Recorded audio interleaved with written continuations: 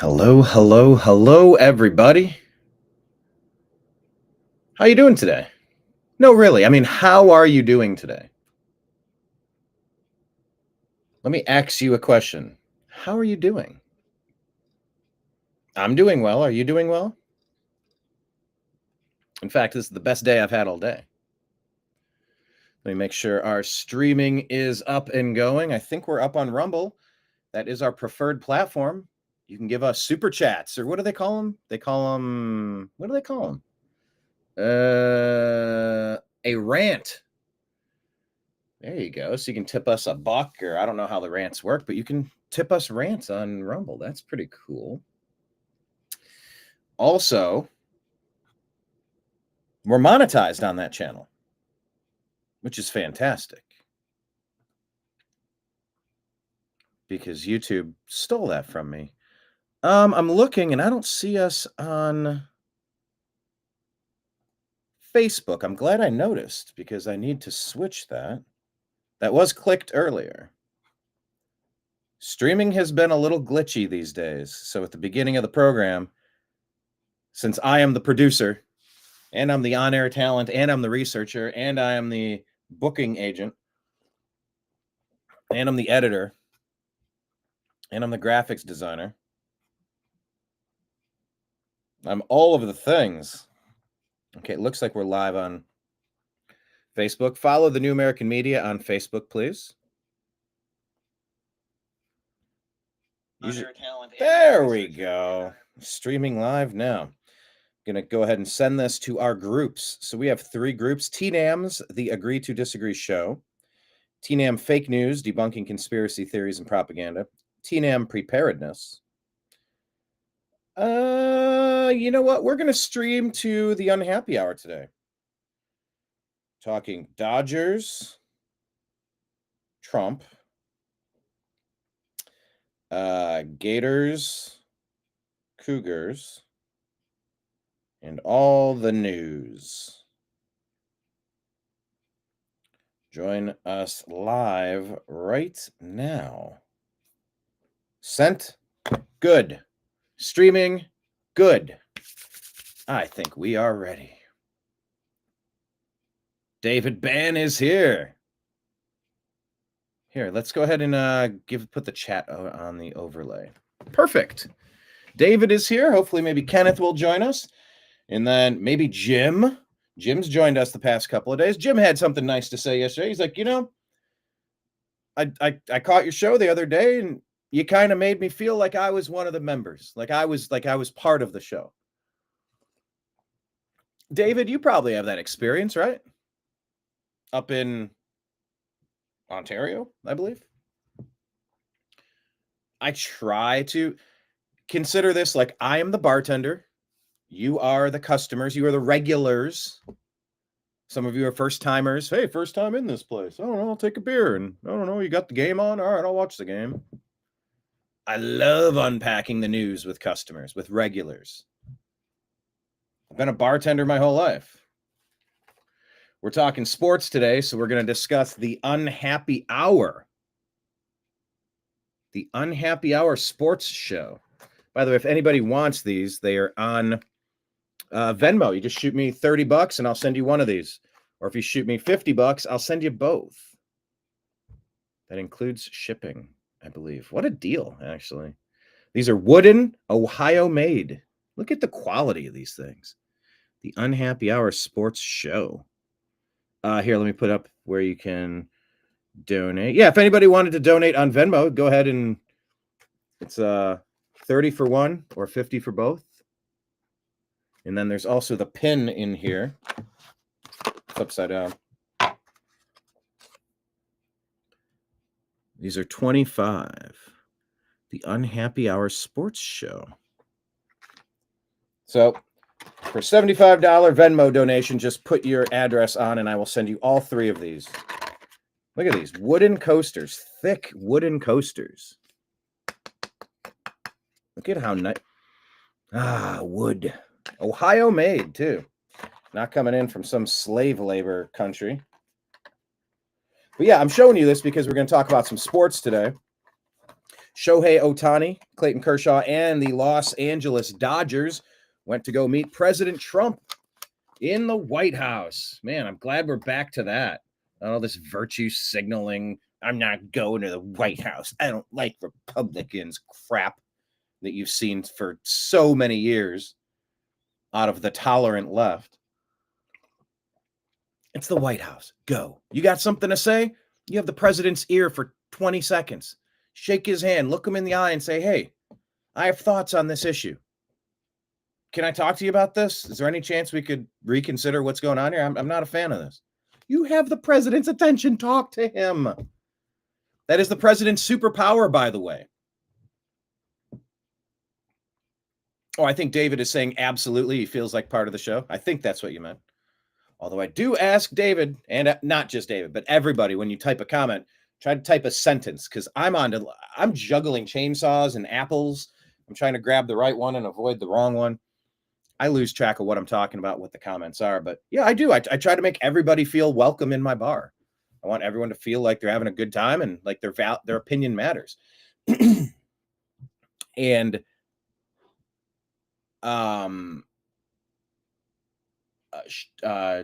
man, Scott Adams, man, I'm like going through my Rolodex. Like, what's that dude's name? Scott Adams talks about when he met President Trump and how they were setting up.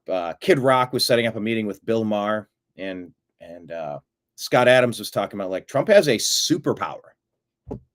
A sentence. Our resident smartass is here. I said type a sentence into the comments.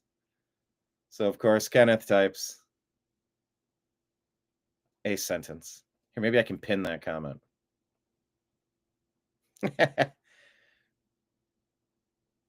Yeah, okay, Blue Jays fan over there. Kenneth, you're from Minnesota, living in Florida. Are you a Marlins fan? Are you a Twins fan? I am a Cleveland Indians fan. They stole my doggone team from me. Where's it at? Oh, there we go. Chief Wahoo, the best character in all of sports. They got rid of him because of George Floyd? Make that make sense. You cannot look at our Chief Wahoo and not... He has the best smile on earth. He's the greatest logo ever created. I want him back. I want my team name back. I want the Cleveland Indians back. They call him the Guardians, so I root for him. But anyway, today we're broadcasting on the Unhappy Hour Sports Show on YouTube. Don't normally do that for this program, the TNAM AM Show, here on the New American Media. But we will today, because we're gonna talk about the Florida Gators, and we're also gonna talk about Shohei Ohtani and the Dodgers. So I figured let's go ahead and broadcast to the Unhappy Hour while we're at it. Let's do that, shall we? So without further delay, let's actually launch today's show. Does David or Kenneth or anyone else out there, have you learned the intro to this show yet? Do you know what I'm about to say for the intro to the TNAM AM Show? Oh, it says the Agree to Disagree Show here. Let me change it to the TNAM AM Show. I think I got in under the mid. Oh, no, I didn't. I think it's technically Agree to Disagree. It doesn't matter. It's the same podcast. And let me put where you can find all of our podcasts up on the screen. All right, we are good to go.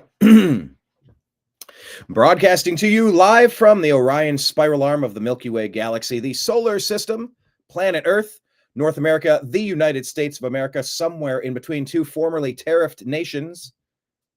My name is Brian Engelman. Today is Tuesday, April 8th, 2025, and this is the TNAM AM Show here on the New American Media, because the old American media has failed you.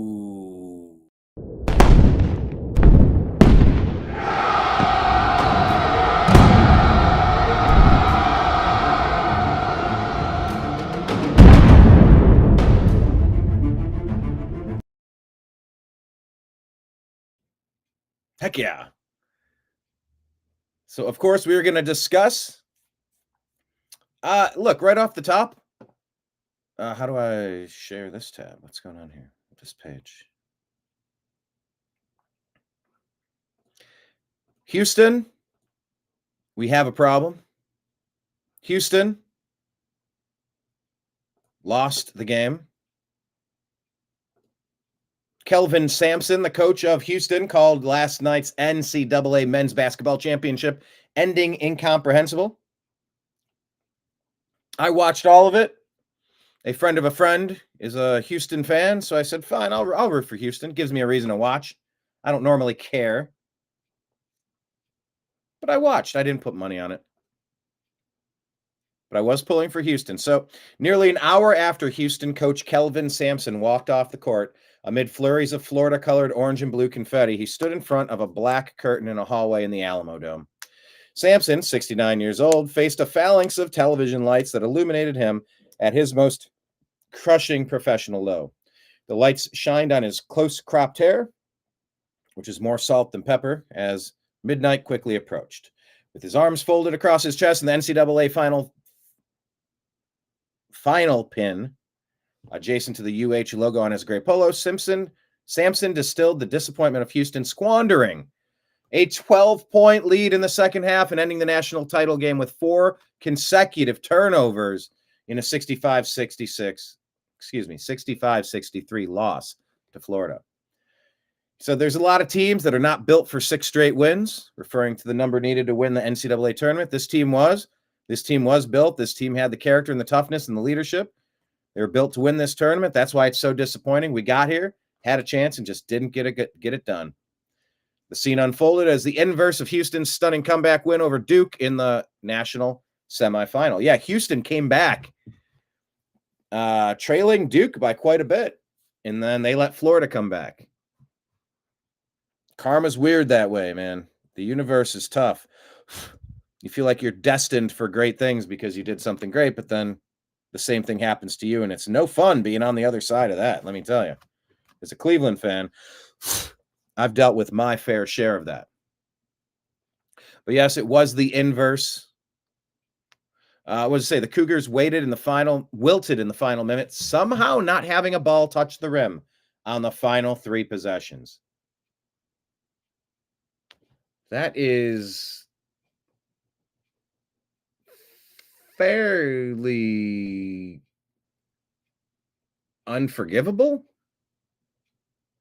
I'm trying to see why Rumble is not streaming. Rumble's been weird twice. Try it a third time. Third time's the charm, they say. But yeah, nearly 48 hours after scoring the game's last 9 points in 33 seconds to stun the Duke Blue Devils on Saturday, Houston managed to lose a game that it controlled throughout and trailed for only 63 seconds. Oh, my gosh. Yeah, and that final play, dude got the ball and just, I don't know what that was. He dribbled, but then he jumped and he couldn't touch it again, and then Florida got the ball. It was really weird. But congratulations to Florida. I don't know, is it a Houston comeback or a Florida comeback or a Houston collapse? It's both. I mean, it's fine.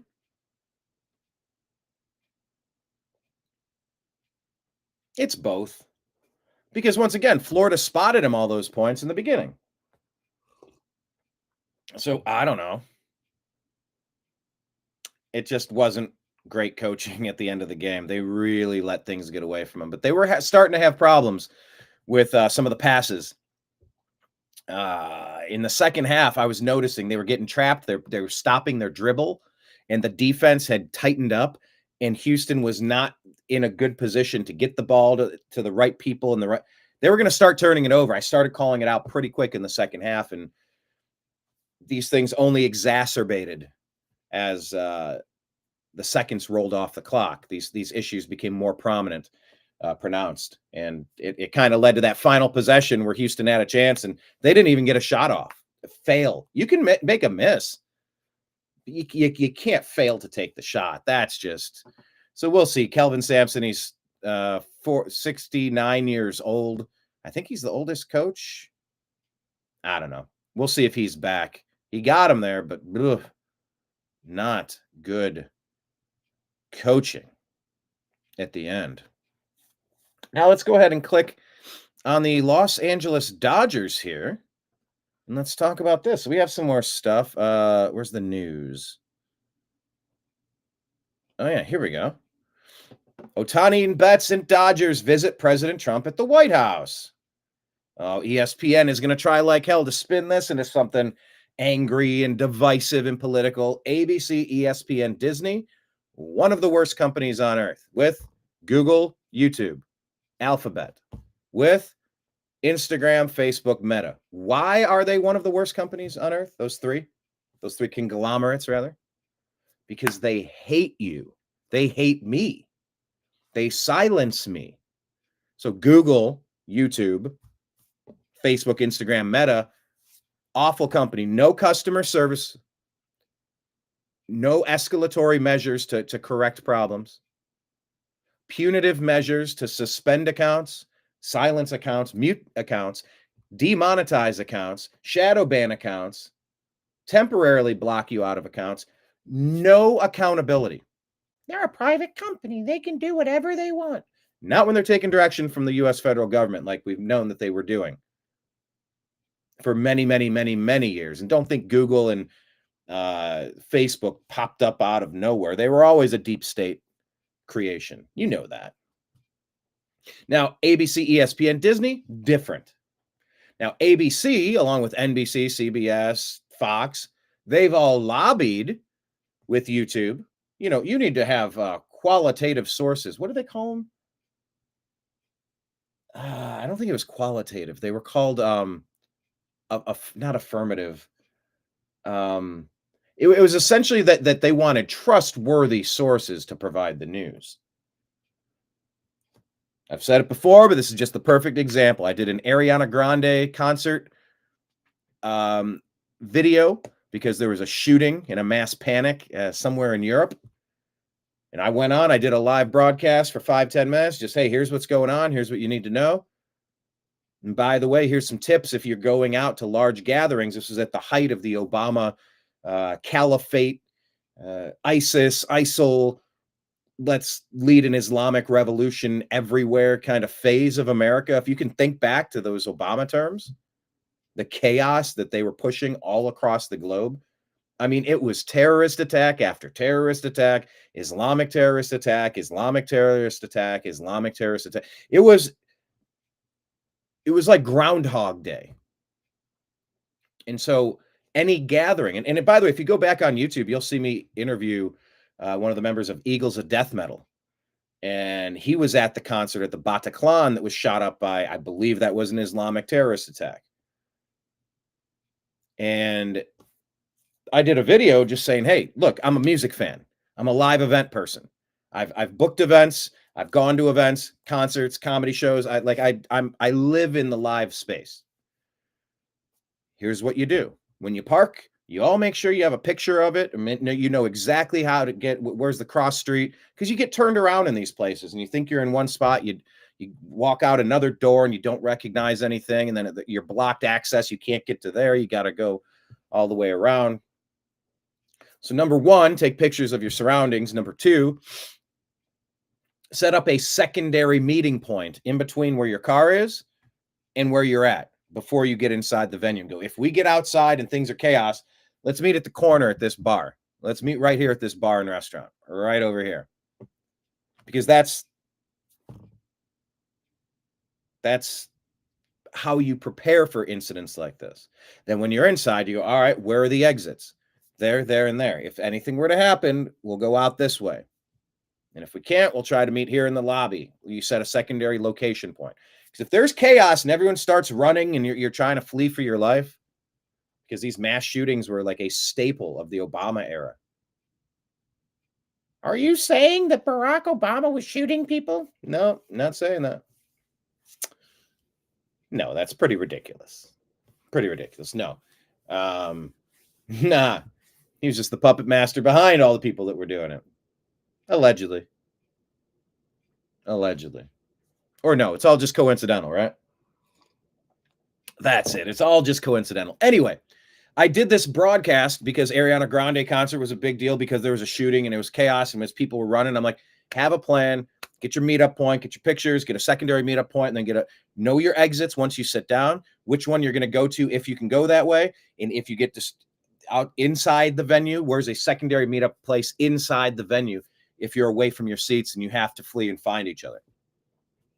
Pretty basic story. Bam, demonetized, taken down. That's sensitive subject matter. Oh, that's sensitive subject matter. You mean the news? That's what I do, the new American media. Oh, the news is too sensitive and you can't advertise. But you know what? When I had that video up on the side panel, like it shows Kenneth and David leaving comments. By the way, however you're watching today, everybody out there, hit like, hit subscribe. If you're on an app and you can hit the thumbs up sign or the heart button or the rant button on Rumble, by the way, use the rant button. Please do that and engage with comments. Type your name and wherever you're at, leave us a comment so we can say hello to you. I know we got lurkers back there that don't normally type while they watch, but I'm inviting you into the conversation. But what I was saying is, like, you see these comments here on the side of the screen, all of the suggested videos, remember before they started really screwing with the algorithm? Every suggested video was ABC, CBS, NBC, Fox News, all with live reporting about the Ariana Grande concert shooting. They were, I think the phrase was authoritative sources. I think that's the word I was looking for earlier. Authoritative sources, I think. You see, the real news can cover the news, but no, we're not gonna. We can't allow Brian Engelman and the new American media to cover the news because, well, we don't want the truth to get in the way of a good narrative, huh? What did Rahm Emanuel say, the former Obama chief of staff? Never miss the opportunity to take advantage of a crisis. Remember that? Pushing to disarm us like England. Remember, that was a nonstop push to take our Second Amendment rights away by that monster, Barack Hussein Obama. You remember him? They were trying to take our weapons away. And it just seemed like oh my gosh, almost every week, every month, there's another school shooting. There's another attack. There's another Islamic attack. Oh my gosh, the problem isn't the people and the ideology that's driving them to this. It's the tool that they're using. We got to get rid of the tools. Think of the children. Yeah, I do think of the children when I keep my tool to defend the children against monsters. Thank you very much. But that was all coincidental too. Remember when Alex had a theory on that and maybe went a little too far with that, yeah? Was he directionally correct on the topic? Well, you can make your own determination about that. But the point is, all of the videos on the side of the screen on YouTube, they said Fox News, ABC, CBS, NBC. You guys can advertise. You can get you click the button, they'll show you a Chevrolet truck commercial. Oh, look at that. Pepsi Cola. Oh, look, they're advertising. But you can't advertise on the new American media. So when I say ABC, ESPN, Disney are a trash company, one, they're super divisive, still pushing the Obama agenda, the woke, divisive, racist, not misogynist, what? Misandrist? Is that what it's called? To be against men?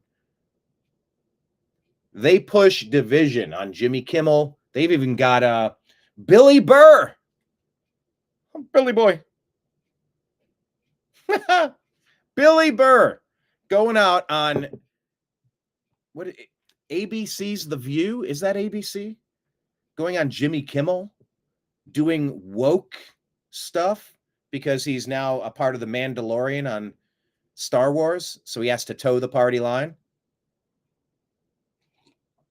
You know, when they talk about selling your soul, there is something Faustian, there is something, Devil Went Down to Georgia kind of stuff to that, selling your soul. But there's also just, you sell your autonomy to be authentic. And that's why I've never really pursued working with another company. Bella's Chance. Hello, Bella's Chance. Can you remind me again, where are you at? I know David is in Ontario and Kenneth is in Florida. I forget where you're at. Bella's Chance says, yes, wholeheartedly agree. Obama equals a monster, evil in his core. By the way,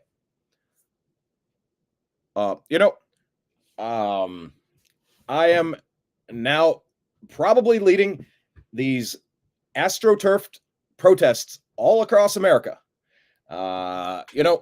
Folks out there, they don't like Elon Musk and Donald Trump going after U.S. aid because that funds our ability to fund those folks, and we will not tolerate it. Uh, uh, you know, if I had a son, he wouldn't look anything like Elon Musk. So we're going to oppose what those folks are doing because our folks, don't give them the old okey doke. I told Michelle the other day, that Donald Trump, maybe we did try to lawfare him. We did try to end him in Butler, allegedly, but I think eventually we will win the day as long as you get out there. You folks get out there and show them hands off, hands off, kind of like Michelle and I in the bedroom these days. It's very frigid, very frigid. If I could be blunt, but hands off, Social Security and Medicare and everything that the folks like. Michelle told me, the folks, they might have voted Trump, but the folks, they are still under the spell of our lying legacy media and Project Mockingbird and George Soros and the other one, the Smith-Mundt Act that I reversed. People on the right, they say, I have ideas on politics. And I say, you didn't build that. Those aren't your ideas. You're building your ideas off of other ideas. Therefore, you're not allowed to speak those ideas. Anyway, sorry, guys. When you get me talking Obama, I just live in Obama. I could probably do an entire dissertation. I could probably do an entire show as Obama. I don't even think it's one of my better impressions. I think I do get some of the cadence right. I think it needs to be a little deeper. I love focusing on when he starts stuttering and stammering. Because when he's off script, he's really off script. And oh my God, does he look like a sick, frail, diseased, elderly, powerless has-been. When I saw him, gaunt features, looking like a barely manicured skeleton with short gray hair, wifeless or partnerless, on the campaign trail. The week of the election, I repeated the fine people hoax, saying that Donald Trump called Nazis fine people. I know that never happened, and Snopes knows that never happened. But I think the people, the folks, as Michelle and I like to call them, the folks, I think the folks are stupid enough to believe that racist lie of mine if I say it enough. So I said it again, even though Snopes debunked it. You don't hate Obama enough. The racial arson that this man has committed across the globe, the destabilizing efforts. Remember, it was Obama who's behind Ukraine, Russia, Burisma, Hunter Biden, Joe Biden, Hillary Clinton, Barack Hussein Obama, Victoria Nuland, the deep state. They are the ones that overthrew Ukraine and put their puppet Zelensky in. They are the ones who kept pushing weapons and pushing over to Russia, saying, we're going to make Ukraine a NATO nation. We're going to have this fight one way or another. And Putin finally had enough of the crap. Remember when the Cuban Missile Crisis put a bunch of Russian weapons, nuclear submarines, nuclear armed submarines is what all sorts of claims and worries that all of that stuff was right up against the edge of Florida. the Bay of Pigs. Remember Operation Northwoods? They were going to try to kill Americans to blame it on Cuba so that we could get involved, and then by proxy get into that Russia war. This is a long-standing stream of bullshit that we've been getting from people. But it is Barack Obama who started this Ukraine war by overthrowing Zelensky, everything Hunter, the Burisma Energy Company, Joe Biden, the big guy, 10% for him. I am starting to pull out my hair about Pam Bondi, Attorney General, Kash Patel, Director of the FBI, Dan Bongino, Assistant Director of the FBI.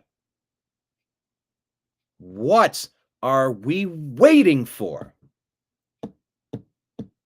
Either, it cannot be both.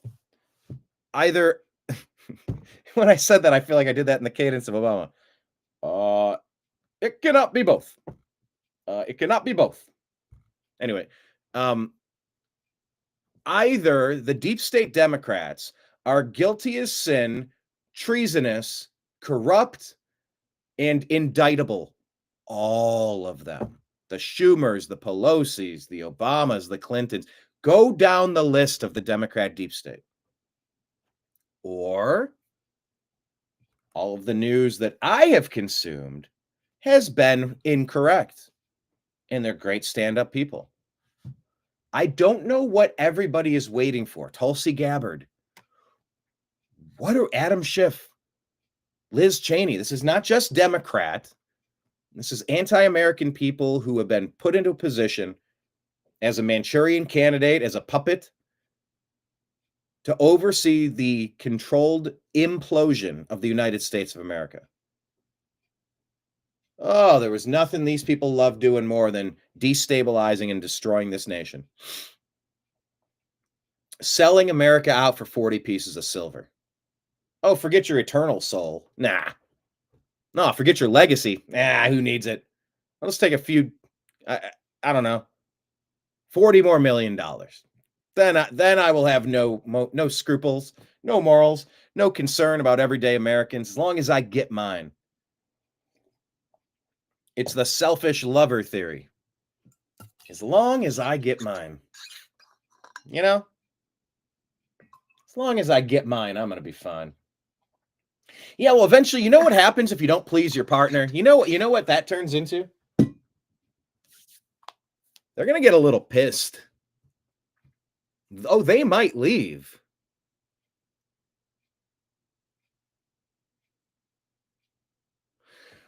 Or they might take control of the situation.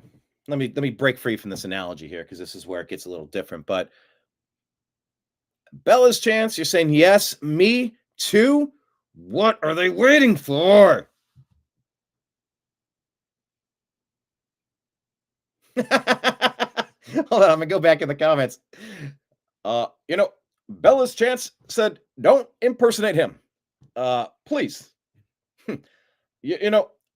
I told Michelle. All right, I'll stop. He keeps doing the Barack Obama. Oh, geez, I got to figure out how to do my RFK Jr.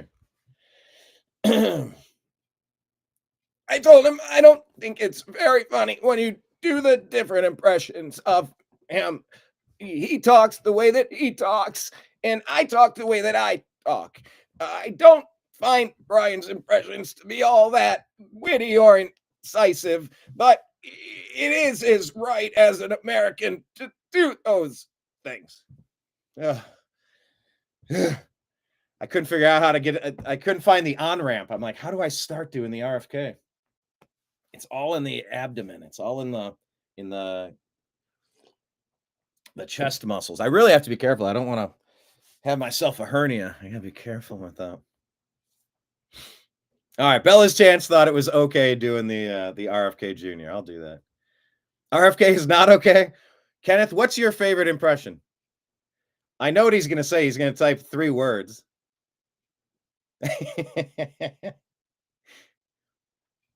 Anyway, no, I will stop. I can stop. But really, once I get there's once you get a couple of catchphrases, the folks, Michelle said, I was talking to Michelle.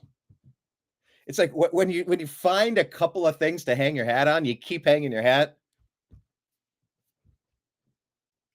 They said, sir, what about the Donald? What about doing the Trump, the fired up Trump, not the sniffly, laid back grandpa Trump, but what about me telling the world about tariffs? And by the way, the fake news will not show you, but the Dow Jones went up bigly today. All of the complainers missed the boat. Trump is up. Dow is up. Anyway, all right. Can I get back to what I was talking about? Disney being a horrible company. I am off on a side road at this moment in time. I am off-roading. Robin McBride, what's up, Robin? It's come out that Pam Bondi's ex married 2 years, 20 ago. What's that mean? Married 2 years, 20 years ago.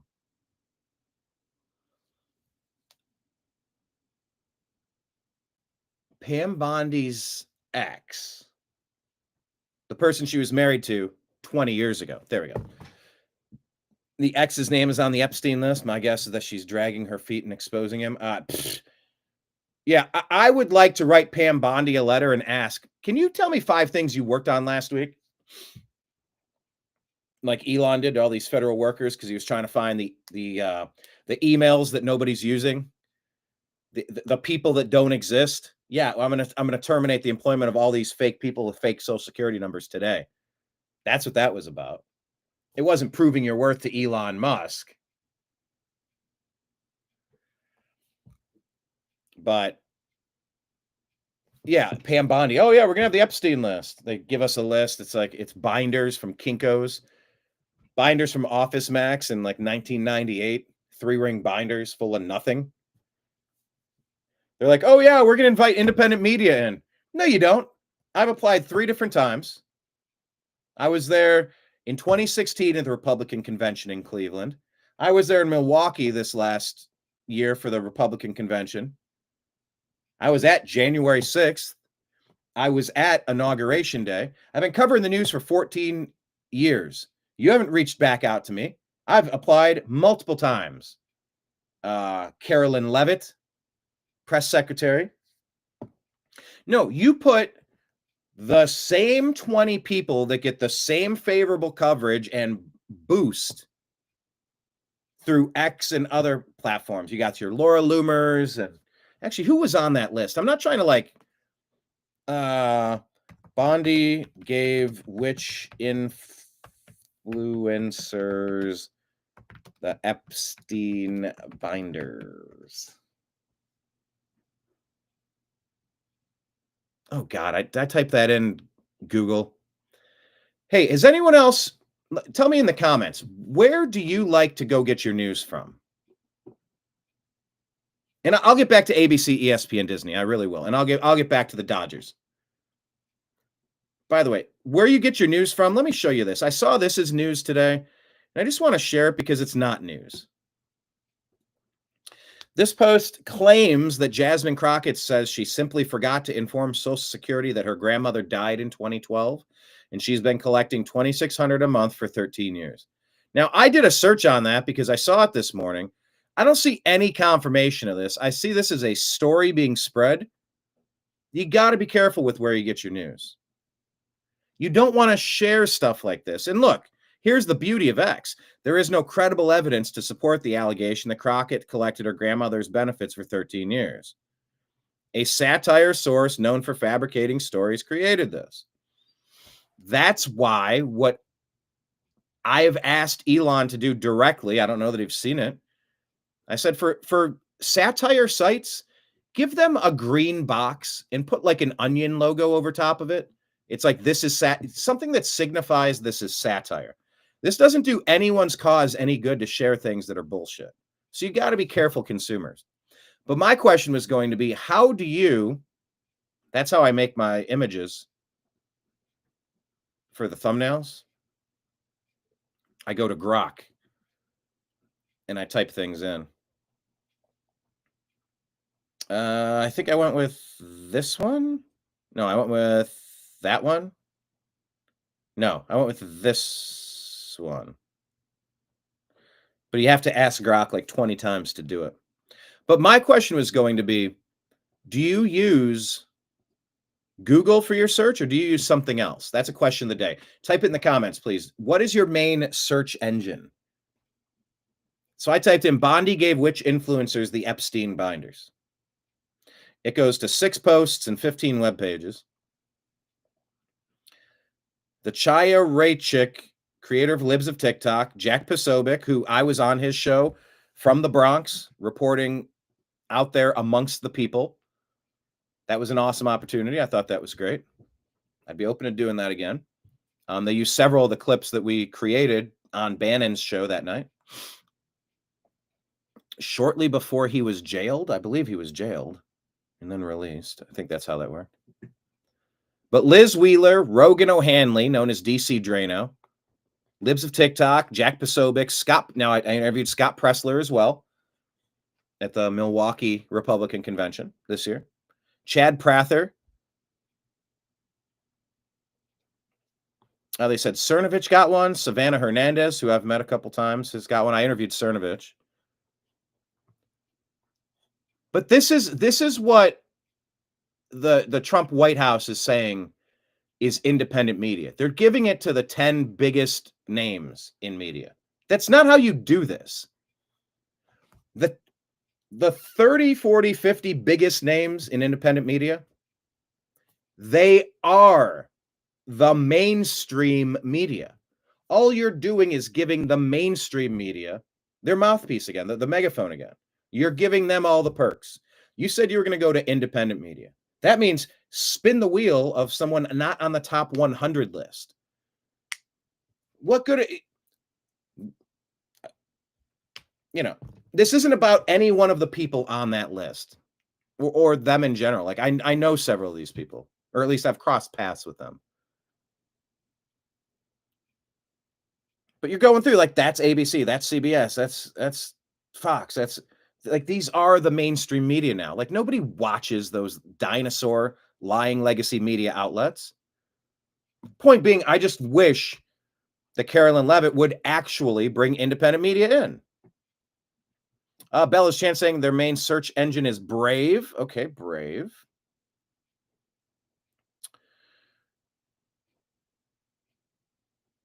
What else? Robin saying another for all the time Bondi was Florida. I'm reading flag. I'm like, what about the flag? Flag. Oh, Florida Attorney General. She never chased any of the pedos. Something about her just doesn't sit well with me. Yeah. Hey, look at that. Kenneth gets his news from Mike Barrett and Brian Engelman. Yeah, buddy. I will be booking another show with Mike Barra soon. You may know him from Coast to Coast AM or Ancient Aliens or any of the alien conventions that he goes to. We started a podcast last year called Strictly Football. Did 23 weeks of shows. And then we need to have another show immediately prior to the draft. I just wanted the free agency to kind of settle down now that it sort of has. We should do a catch-up show, then a draft show, and then probably a preseason football show and ramp it up again next year. But and I've been a guest on his show for Toxically Masculine Tuesday several times. I'm like the utility infielder. If any of the guys, the regular cast of characters is out of town or indisposed, he'll hit me up and go, yo, you want to be on the thing? Or he'll text. I'll say, yeah, all right, cool. Let's unpack it. But yeah, Mike Barra and myself, look, I think there's a lot of us that have fantastic batting averages, a nose for the news, and a track record to prove it. Bella's Chance, all your news comes from online sources. Now, online, are you scrolling TikTok? Do you have a collated list on X? Are you on, remember Drudge Report before they went weird? I used to go with Drudge Report. I don't really use websites. I just use apps, and that's how I come up with my news mainly. Okay, Kenneth uses Bing to search. The point I was getting at, I'm in the middle of 7 points, and I will get back to ESPN, ABC, Disney, and Shohei Ohtani and the Dodgers, by the way, is that I like searching on X with Grok, the artificial intelligence. When I try to quickly get an answer to a question, they do a pretty good job of getting me the answer to that question pretty quickly. Whereas Google, they will direct you and they will try to assume that your query means that you're malleable, you're teachable, you're warpable. They want to deliver you the deep state impression of what the news should be. We want to give you our spin on what's going on. No, I just want to know what's going on. I can figure out my spin pretty quickly based on the cast of characters involved. If it's the usual suspects, the Pelosi's, the Schumers, the Obamas, the Clintons, the Cheneys, it's pretty obvious which team these people play for. But also, I just try to take every event as a unique, singular event. I don't believe anything because anybody tells me, but I found that it's a lot easier to get good search results back by using Grok. So I was curious how the rest of you felt. Anyway, my whole point here with Pam Bondi and the Epstein files, 15 right-wing influencers, at least I didn't say far right. I never say the term far right. I will never cede that like there's anything crazy about them because far means crazy. Oh my gosh, I didn't have my light on this time. This is the second time. There, that's better. I get pretty good results. And the problem with Bondi, good results from Grok. Moving on. The problem with Bondi, it's Cernovich, Posobiec, DC Drano, Laura Loomer. She was there, right? I don't see her listed. It's weird that they wouldn't list her. But I get pretty good results, and I recommend it for what it's worth. All right, Brave is a search engine.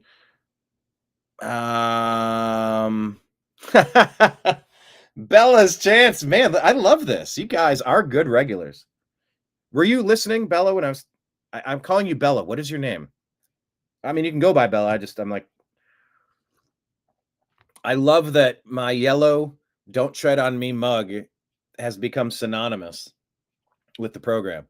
I do distinctly remember using that mug for several days, rinsing it and whatever, and using it for several days in a row, going, I feel like I've used this mug a lot. Let me go to the rotation because I got a lot of cool coffee cups. I'm an Ohio kid. So this is my Ohio mug here, my Starbucks Ohio mug. Anyway, I'll get back to it. I'll bring the "Don't Tread on Me" mug, or I have another blue one that's pretty cool too. Yes, Grok rocks. David saying some older people may watch mainstream media, but I think they don't believe what they see. Hey man, I know several people who, and I've begged family members, like, can you please disable cable for these people?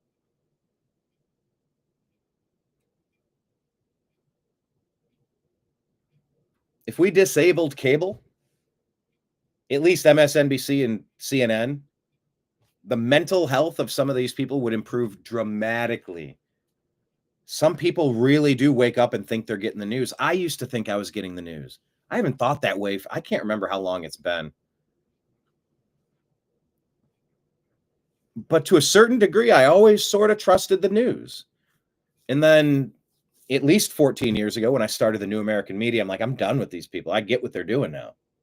I've always known about the manipulation and the censorship. And I've always known that Republicans and conservatives and libertarians never really got fair coverage. Ever. Never, ever. The people who I consider to be normal people, pushing common sense stuff, I felt like they never got fair treatment in the media. But I didn't quite fully understand and comprehend and appreciate the levels to which it was all propaganda, that it was all manipulated and it was lies and it was all driving the same agenda, two wings of the same dirty bird. keeping us distracted while they loot and pillage our country, steal our rights. Mainstreamers, I call them, says Kenneth. But no, the reason I say ABC, ESPN, Disney hate you, it's because they do. They don't like you. They don't like me. They don't like people looking at the news and trying to have an open conversation about what it is, trying to unpack it together, figure things out. I just led with the story. I gave you a story a couple moments ago about Jasmine Crockett collecting her grandmother's Social Security checks for whatever it was, 12 years or something. I saw that this morning. It didn't strike me as accurate. And so we unpacked it. And I'm telling you, don't share stuff like that. If it seems a little off, like every major headline would be about this today, if that were true. If things feel a little off, do a search of your own, whether it's the sites that you all referenced, Brave, YouTube, Rumble, or X. That's what David said. Bing, whatever. We have to be careful. And nobody's perfect, but we need to be aware of the things that we're consuming and the validity of them. And I feel like ABC, ESPN, Disney has been one of the worst abusers of this. And they've been pushing this just hateful, divisive rhetoric that is part of the Obama doctrine. They are, along with Jimmy Kimmel, all of the woke Disney stuff, all of the Caitlyn Jenner stuff with the ESPN ESPY Awards, and the Obama doctrine has been pushed so heavily through ABC, ESPN, and Disney. It's impossible to ignore it. It's impossible to unscramble the eggs. Those brands have so proven to you that they don't want your money. There is no fixing it. And yes, you've already seen a few months of Trump, and a lot of companies have backed away. They're like, man, I didn't want to have anything to do with that woke bullshit either. I was just being bullied and threatened. Yeah, no shit, asshole. All the rest of us were being bullied. All the rest of us were being threatened. All the rest of us were suffering the ramifications of the racist DEI stuff, of the misandrist anti-man DEI stuff. All of it. But you wouldn't stand up. And now you're an ally of common sense and normalcy. Normalcy. Normality. Would you like some iced tea? No, I'd like some normal tea. Yeah, we could have really used a little bit of support from some people up in these organizations when Obama was running roughshod through things for 12 of the last 16 years. We could have really appreciated some common sense and maybe an ally. No, but your allies were pushing all of your Obama doctrine era bullshit upon us. Divisive. And now you're hearing Obama trying to push about these 50 state protests. Oh, there's so many organic protests everywhere. Hold on, let me take a look at my sign. What is my sign? What does that mean?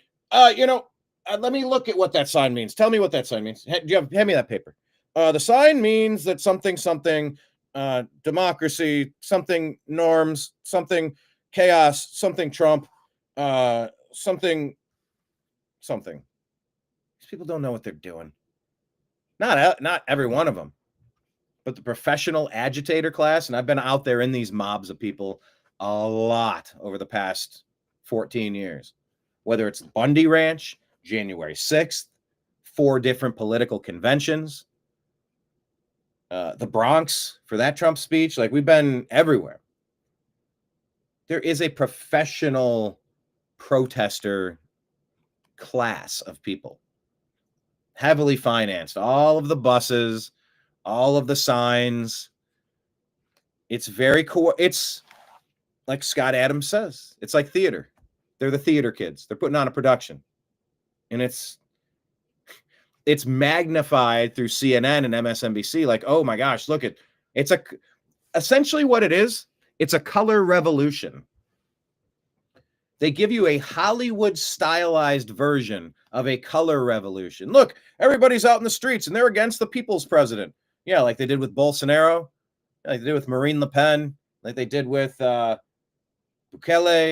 Like they just do it everywhere. They don't like leaders of the countries to care about the citizens of that country.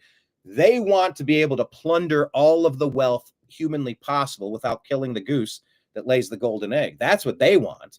So when someone comes in and goes, nope, you ain't stealing from us anymore, they get big mad. Not Big Mike, they get big mad.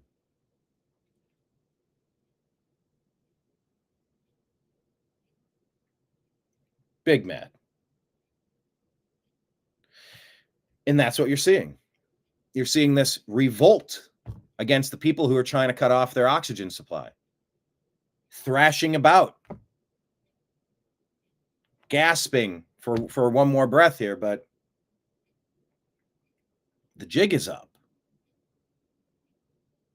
But that's what I was saying earlier about being so frustrated with Pam Bondi and Dan Bongino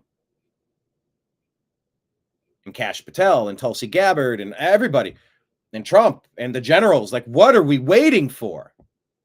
Dan Bongino went so far yesterday. Maybe, I don't know, maybe I'll scroll through it when I get to the X feed. But by the way, however you're watching, hit like, hit subscribe, please.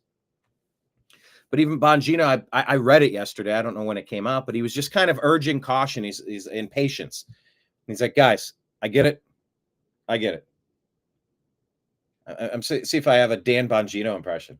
I feel like that, saying, guys, I get it. I feel like that's something he says a lot. But he's just saying, look, we're working on things. I have a lot. I can't get it to you this exact second, but we got it. Like it's just hang on a second. Just because we can't tell you everything we're doing doesn't mean we're not doing the things you need us to be doing. And they really are working through the identification of as many traitors as possible playlist. That's what they're doing. They're working through that. I can understand that and respect that to a certain degree. But my God, you know, the counter to this, the refrain I would hear is, well, look, they get one chance to do this. They got to do it right. No, they don't. Just get started. Go. What did Andrew Breitbart say that one time? War. His eyes light up and he says, war. The deep state has declared a war on us. Years and years, decades of this shit. We just want to live our lives and be left alone. I don't want to put words in your mouth. Bella's Chance, David Bann, Kenneth B2. Like, you guys, like, is it fair to say that we just want to be left alone? We want a small government that can't bother us too much. We want to get some basics, but we don't want to be taxed into oblivion. We don't want to be a slave to somebody and sign away our freedoms and liberties. We just want to be left alone. But they, the Obama doctrine people, definitely since Obama, I mean, go back to 9/11. Come on. Nothing has been the same since those towers came crashing down. Went out there for that, by the way. I try to go where things are happening. I want to see. I want to feel.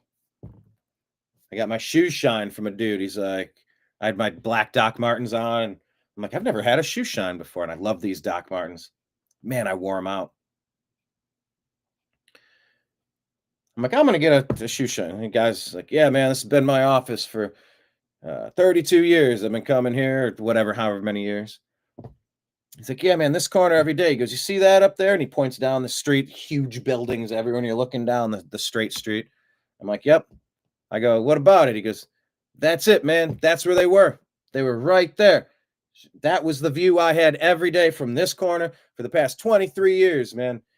I've been shining shoes and I'd always come in and look at those. And I haven't been able to do that lately. It's so weird. You know, and I just hearing that story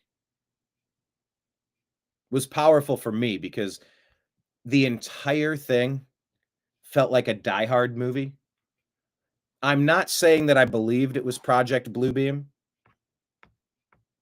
where they could fake an alien invasion or the return of any prophet, Jesus Christ himself, or,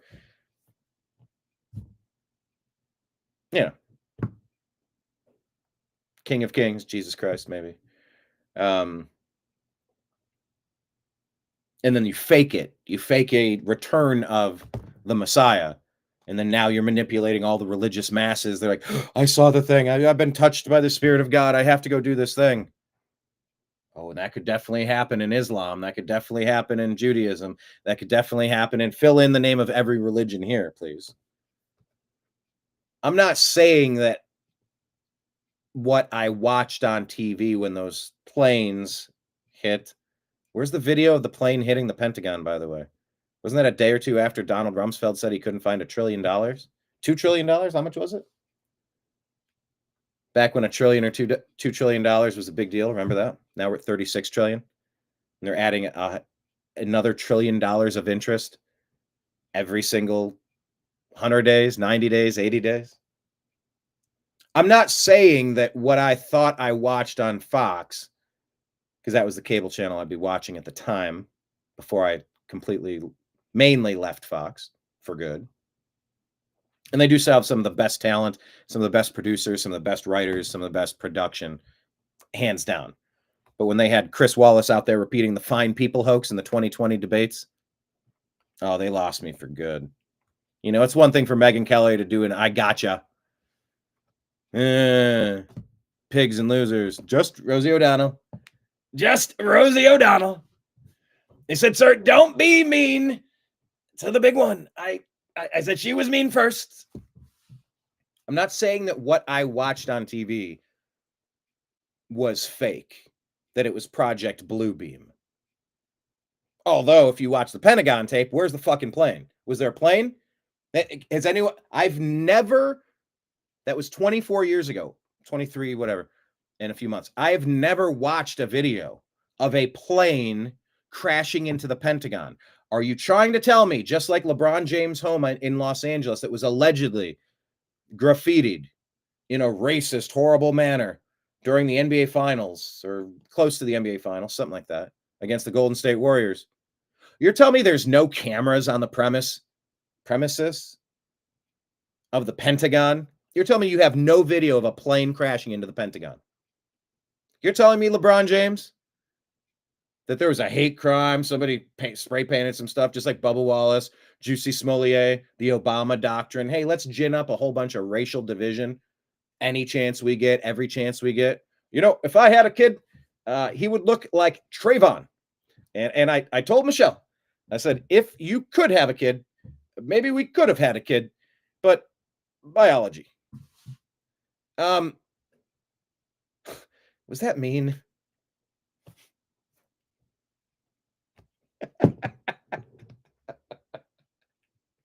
I'm not saying that Barack Hussein Obama's significant other is Michael. I'm not saying that. I'm having fun with the fact that other people are saying that. And there's that video dancing on Ellen. That was Project Bluebeam, people. There you go. What you thought you saw on Ellen with Michelle Obama swinging a shalongadong, that was Project Bluebeam. That was not real. Not real. That was fake shalongage swinging during the dance with those flowing white pants. You see the image. You can see that was Project Bluebeam. Similar to how, a plane hit the Pentagon. Here you go. Watch a thing. Zip, boom. That wasn't a plane. What are you showing me? Remember when 2 planes took down 3 buildings? Totally normal. And at the Conscious Life Expo, I've gone to some of the seminars from the architects and engineers for 9/11 Truth. That's an issue you've never really been able to talk about, has it been? And that's why the New American Media exists, because we cover these stories. Michael Hastings, what happened to him? Seth Rich, what happened to him? The Anthony Weiner laptop, what's that all about?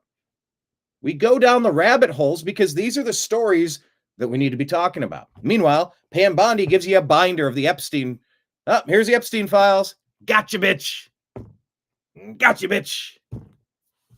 Nope. Wah.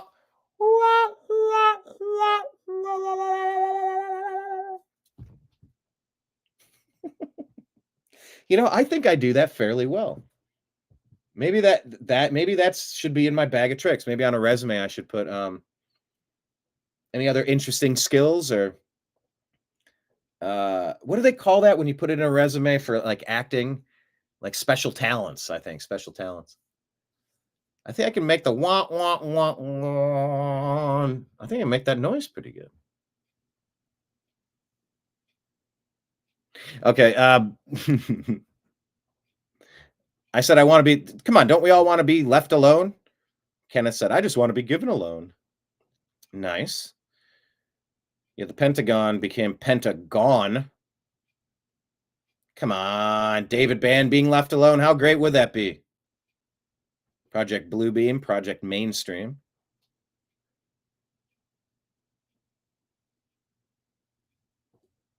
Yeah, the Rachel division. Wait, are we talking about Rachel from Friends? Because now she's on ABC. Well, who's she with? Wasn't it Jimmy Fallon pushing this conspiracy theory that Obama's having an affair with Jennifer Aniston? Sure they are. I don't think they play for the same team. Sure they are. At first I was like, oh, maybe that's why Michelle's so angry and their chef is dead. He's having an affair. And then I go, oh shit, they're doing this skit.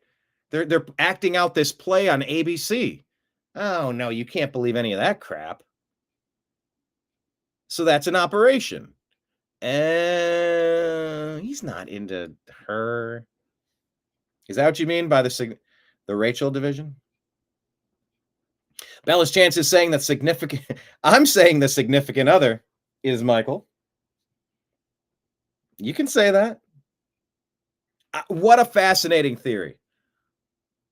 And by the way, I have a story in the stack today about the Tennessee trans manifesto that Biden and Mayorkas and all those clowns, those deep state traitors were hiding from you. Oh, it's worse than you thought.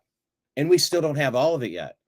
There's been an entire radicalized gender dysphoria army on top of the 30 million illegal alien invaders who've been prepositioned across this country, perhaps to activate as soon as they're needed by Obama and Biden.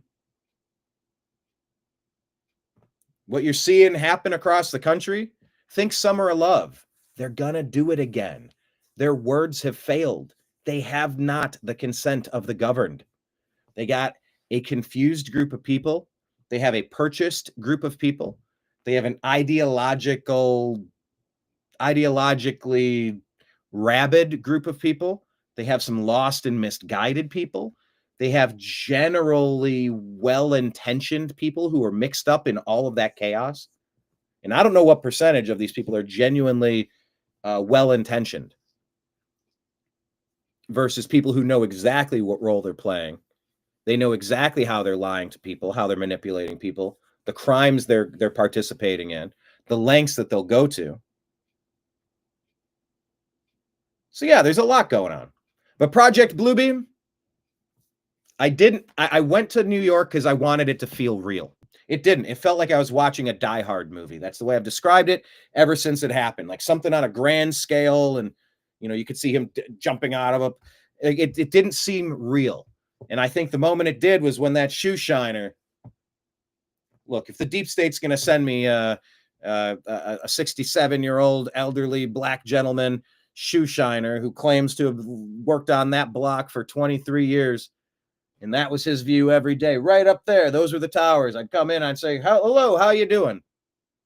He had a whole, I don't remember exactly, but it was something like, I'd show up every day. Hello, gentlemen. How are you both doing today? He had like a whole thing, like he would talk to the two buildings, the inanimate objects, as if they were entities. Having a joke, having a good morning, gentlemen. Or hello, ladies. I don't recall exactly how, but he said, I would come in, I'd say, hey, how are you doing? Now that's a pretty elaborate.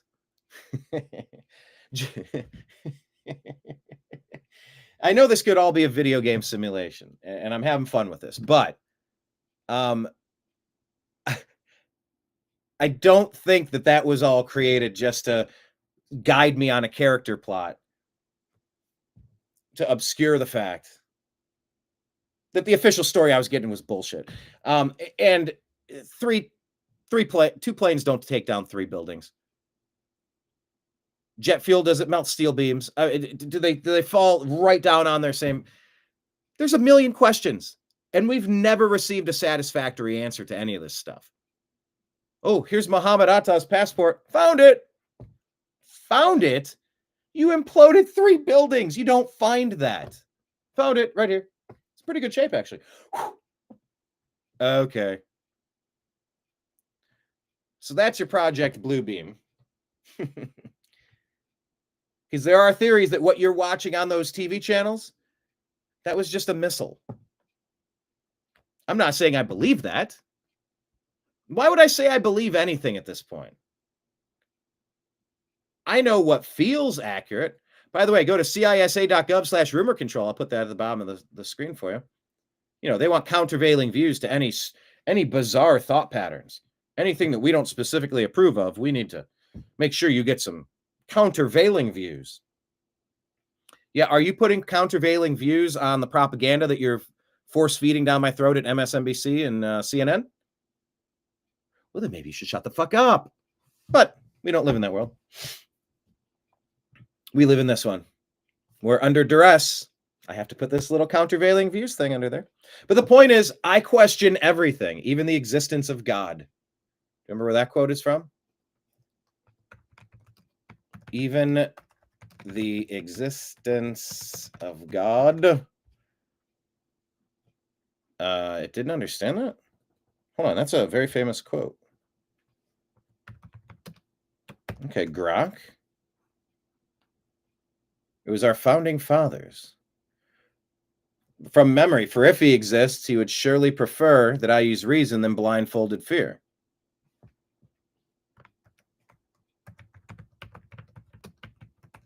Grok is not appreciating that I use the word God.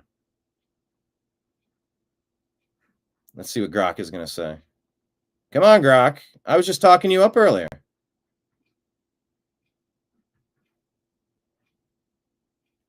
Blindfolded fear. No, not Kierkegaard.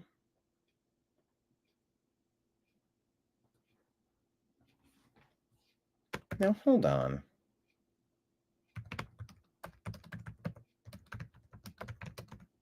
Beck used this quote often.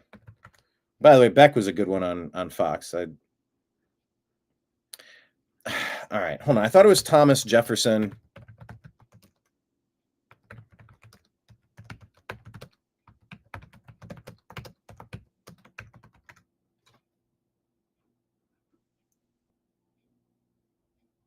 All right, are we here? Yeah, question with boldness even the existence of God. Because if there be one, he must more approve of the homage of reason than that of blindfolded fear. Didn't I type that? Oh, I guess I did combine God, blindfolded fear. Question with boldness even the existence of a God. Because if there be one, he must more approve of the homage of reason than that of blindfolded fear. Encapsulating Jefferson's belief in the importance of reason over blind faith, suggesting that if a God exists, that deity would value honest inquiry and rational thought more than unquestioning obedience driven by fear. That is what the Democrat Party has become, everybody. The Democrat Party has become a cult. Let me get this really big here. Jefferson saying that unquestioned obedience driven by fear would be less preferable, that if God existed, that deity would value honest inquiry and rational thought. Whereas the Democrat Party, led by Barack Hussein Obama, is about unquestioning obedience driven by fear. And he stokes racial fear into the hearts and minds of every single person unfortunate enough to hear the bullshit spewing like diarrhea out of that dude's mouth. If you don't know who Barack Hussein Obama is at this point, I don't know what to tell you. But if you can find a ringleader more ringleadery than that guy, I have yet to see him. You know about the George Soros boogeyman. I get it. But George Soros wasn't even the money guy. Yes, he's super wealthy. Yes, he's contributed. They were looting it through U.S. aid. They were money laundering it from the taxpayers to turn around and say, hey, you know who's the real threat in this country? It's white men. It's militia members. It's constitutionalists. It's libertarians. It's Second Amendment supporters. You know, the people that will defend this country against people like you, the treasonous traitor who's trying to overthrow us in a coup, the same coup you used allegedly in 2020. Oh no, countervailing views at the bottom, cisa.gov/rumor control. No, I'm not talking about that. Blink 3 times if you're under duress. I'm talking about the Kamala Harris coup. That was a coup. Obama staged a coup to throw Joe Biden out. He thought his next puppet, because that was the third Barack Hussein Obama term that we witnessed with Biden. You're like, I've never seen a president worse than Biden. You're giving him the credit. Obama had his hand up the backside. Biden was the puppet. Biden was the puppet muppet. Obama, maybe for the first time ever, went right up the backside of this man. Perhaps for the first time ever. And was using Joe Biden as a puppet for the third and most honest Barack Hussein Obama presidential term. They tried to off Trump. They couldn't get rid of him. They tried to lawfare him. They couldn't beat him. They knew that. They didn't beat him in 2020, allegedly, say those weirdos. CISA.gov/rumor control. Because there's weirdos out there that don't believe that Joe Biden got 81 million totally legitimate votes. Sure he did. Wink. I said wink. He's been the puppet master. And he peddles harmful racial division as the community agitator they grew up to be, in the vein of Al Sharpton and Jesse Jackson, shaking people down, threatening and blackmailing and cajoling corporations to bow to their will, to seize power and control. And you know what? These MFers, they acted like they were in charge. They did have the temporary levers of power for a little bit.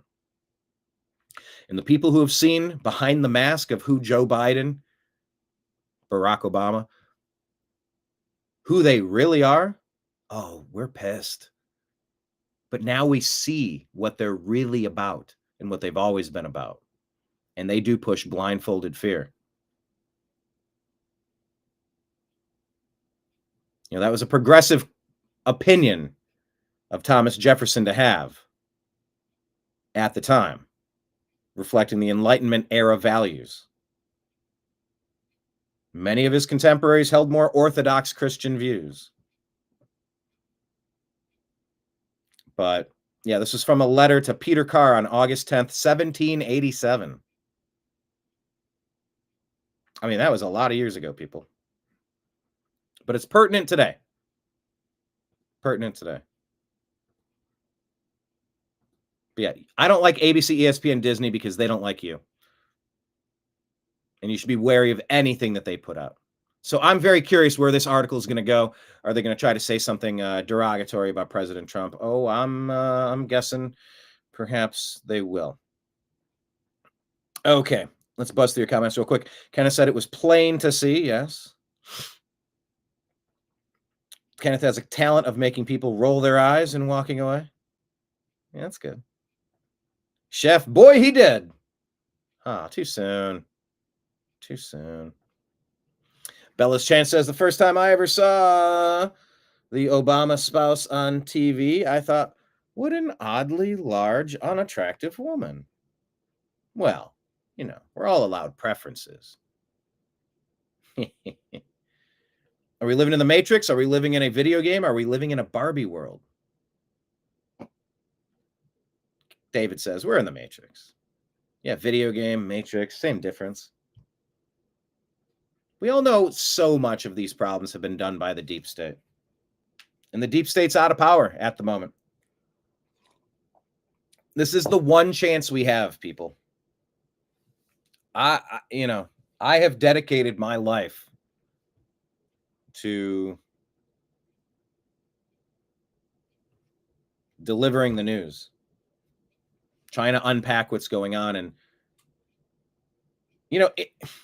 in one way, we've been doing this show today for a while, and I haven't covered a single story. Yes, I talked about Florida winning for a couple minutes of this Dodgers thing, but then I got off that. So in one way, during like 90% of today's show, I haven't covered a single news story, but I've talked about 100 different news stories, connecting them together. Little anecdotes of shoe shiners, my black Doc Marten boots, best they ever looked. Something sexy about a pair of Doc Martens, like a nice, sturdy pair of Doc Martens.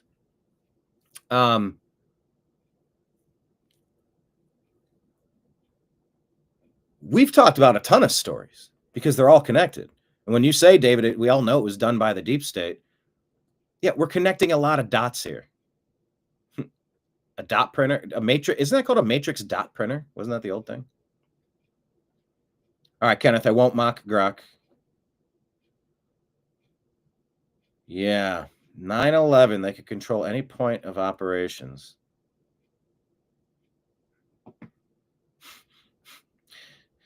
Kenneth wondering if they should be charged with 10,000 crimes or if convicted. There is a penalty for treason. All right, let's get to the Dodgers story, folks. I got a lot to talk about today.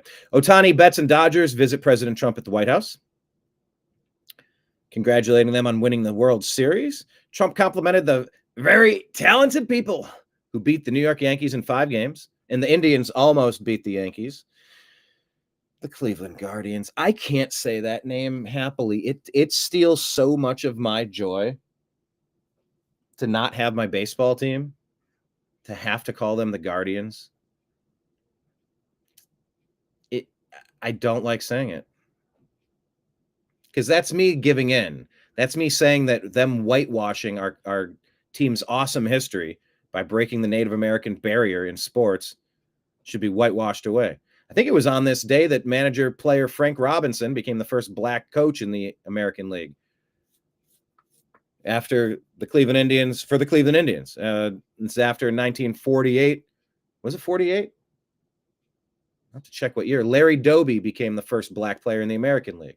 The Cleveland Indians were a very progressive organization. We didn't need to delete Chief Wahoo and change our team name. And I'd like it back. I really don't want to have this feeling every time I talk baseball, but it happens every time I talk baseball. I mean, if there was a reason for me to do a sports show, and it was like, all right, well, make your point on this, but like, can we not keep having this conversation every time we talk about the team? Because we're just trying to talk about the team and it's taking us away. Like, well, but it's what's on my mind every time I'm talking about the team. Because it was a scalp that the woke mob was able to take, and they took it from Cleveland. They took it from me. I'd like it back. Yeah, I'm not using the term scalp unironically with the Cleveland Indians. To be continued, Kenneth. Appreciate you, sir.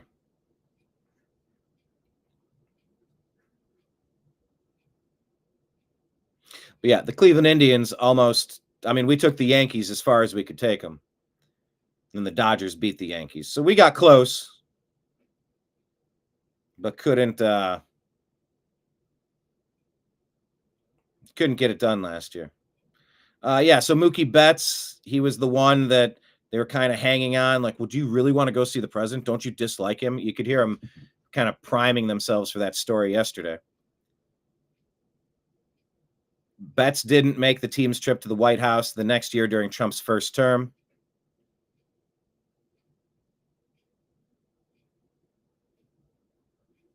Ohtani became the first baseball 50 home run, 50 stolen base player.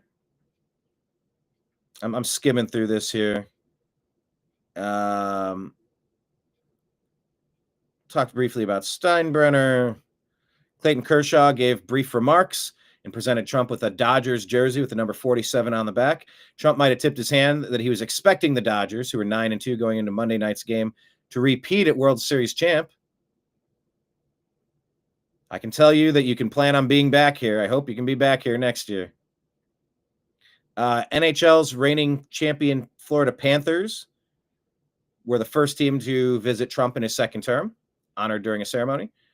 And the White House said that the Eagles accepted their invitation for April 28th. And I know that the Ohio State Buckeyes accepted the offer. I don't know when that is, though. So anyway, just in the world of sports, there was some stuff going on. So I felt like let's do it a little different. Let's talk about some sports and let's just have a good chat. I really did enjoy that conversation with you guys. That was a good intro. Let's jump into the stuff I want to show you. All right. This is Bill Maher, people. Bill Maher. With I don't know, do you call this a red pill moment for Bill Maher? Let's take a look. Play, please. But just to give you an example, why people are skeptical. You know, fluoride. I've been hearing about it my whole life, and I don't really know that much about it. But I was reading the New York Times one day, and they had an article about how Bobby Kennedy, as they do almost every day, is a maniac because he doesn't think about that fluoride. You know, he's skeptical about fluoride. That was like on the op-ed page. In the same day, in the same paper, there was an article: high fluoride exposure is linked to lower IQ in children. You didn't even read your own paper. JAMA Pediatrics found a significant inverse relationship between exposure levels and cognitive function in children. I'm not saying fluoride's the worst thing in the world. I'm just saying for people who go, fluoride, woohoo! Apparently not. But just to give you an example, why people are skeptical. You know, fluoride. I've been hearing about it my whole life, and I don't really know that much about it. But I was. Where do you stand on fluoride? You guys have opinions on fluoride? I mean, I've taken it out of my toothpaste. What do I need it for? I have a filter, supposed to take that crap out. What? For what purpose would I need that shit? Huh? I don't know. I'm waiting to hear a good reason. All right, Bella's chance. Does that mean, are you a Bostonian by chance? Bella's chance. Mookie gained fame with my beloved Red Sox. Yeah, and that is part of the story because he didn't go see Trump the first time. But he did this time, and that's good. The nation is healing. We're finally getting past this Obama doctrine bullshit. Just so much anger and lies, hatred, fake AstroTurf racial division. It's been awful. It has been awful. So unnecessarily awful because of that guy. You know, we should be having conversations like this. Question with boldness, even the existence of God, for if he exists, he would surely prefer reason than that of blindfolded faith. Approve of the homage of reason than that of blindfolded fear. Did I say blindfolded faith? I meant blindfolded fear. We should question with boldness. Do we need fluoride? Yes or no? Actually, that's a good question of the day. In the comments, thoughts on fluoride. Are you pro fluoride? Do you go to great lengths to get fluoride out of your life? There you go. Bella's a few miles up from the Cape. What is that, Cape Cod? That's not Massachusetts anymore, is it? No, it's yeah, it is. Or there's a lot of area in a lot of, hold on. There's a lot of places in a short geographical area in that whole New England, tiny little Rhode Island and Boston, and there's, but anyway, let's put this on the screen. These are the places you can follow the New American Media, by the way. And I encourage you to jump off of, I know I get a lot of you watch on YouTube, which is great, but please start a Rumble account. Please subscribe to our Rumble channel and get an X account if you don't have one. and follow us at American_media_, because you can see our live shows on those two platforms. We're monetized on Rumble. We're not on YouTube. YouTube is flagging and censoring and banning and demonetizing and restricting our account. We were banned. We couldn't upload any content for a week. So I don't ever want to lose the audience. You can find me on Rumble. Please come over to Rumble.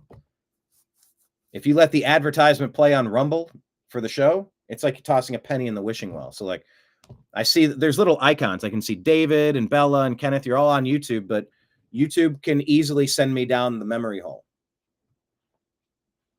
David says, I think they should get fluoride out of our drinking water. Bella's Chance, what's your take on fluoride? Everybody, really? Tell me about fluoride.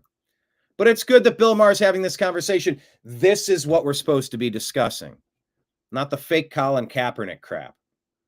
Oh, see, it's so bad. They hate him because he's half white and half black. Are you kidding me? What a disingenuous argument that was from the beginning.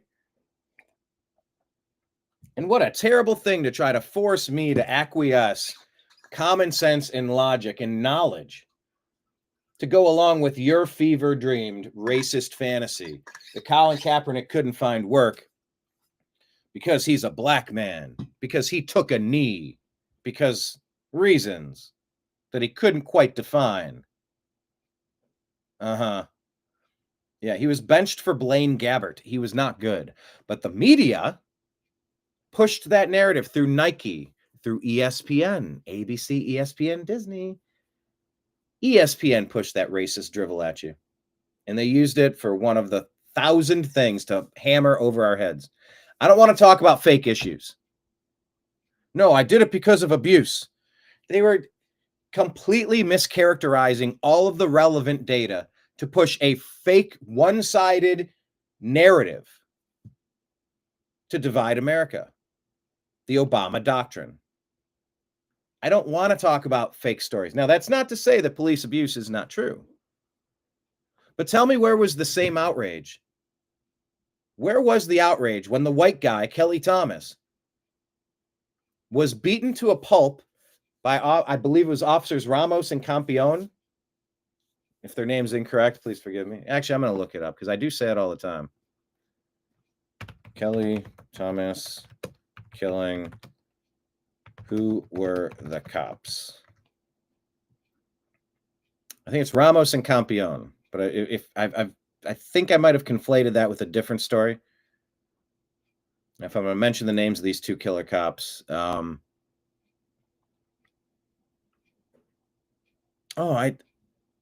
did get it wrong. I don't know who Campione. I don't know where I'm getting that for. That like blurred over to me from another story. It was, there we go, Manuel Ramos and Jay Ciccinelli.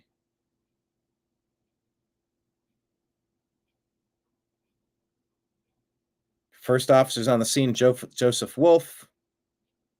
Anyway, the point is, where was the same outrage when you watched that man get beaten by cops who put on latex gloves to proceed to pummel him to death as he called out, the schizophrenic calling out, and he wasn't being violent to these people. He was sitting on a curb, and they just came and killed him. And it was on camera, and it was on audio. And he's calling out for his dad. And you could see the pile of blood just start spilling and expanding until the whelps and the cries got slower and fewer between and then silent. No outrage there. It didn't fit a particular narrative that the Obama doctrine people want to push on you. And that is so destructive for our nation. There's plenty of bad cops, and we need to focus on good policing. Some libertarians would say no, there are no good police. Okay, I mean, I get it, what you're saying, but like, come on, man.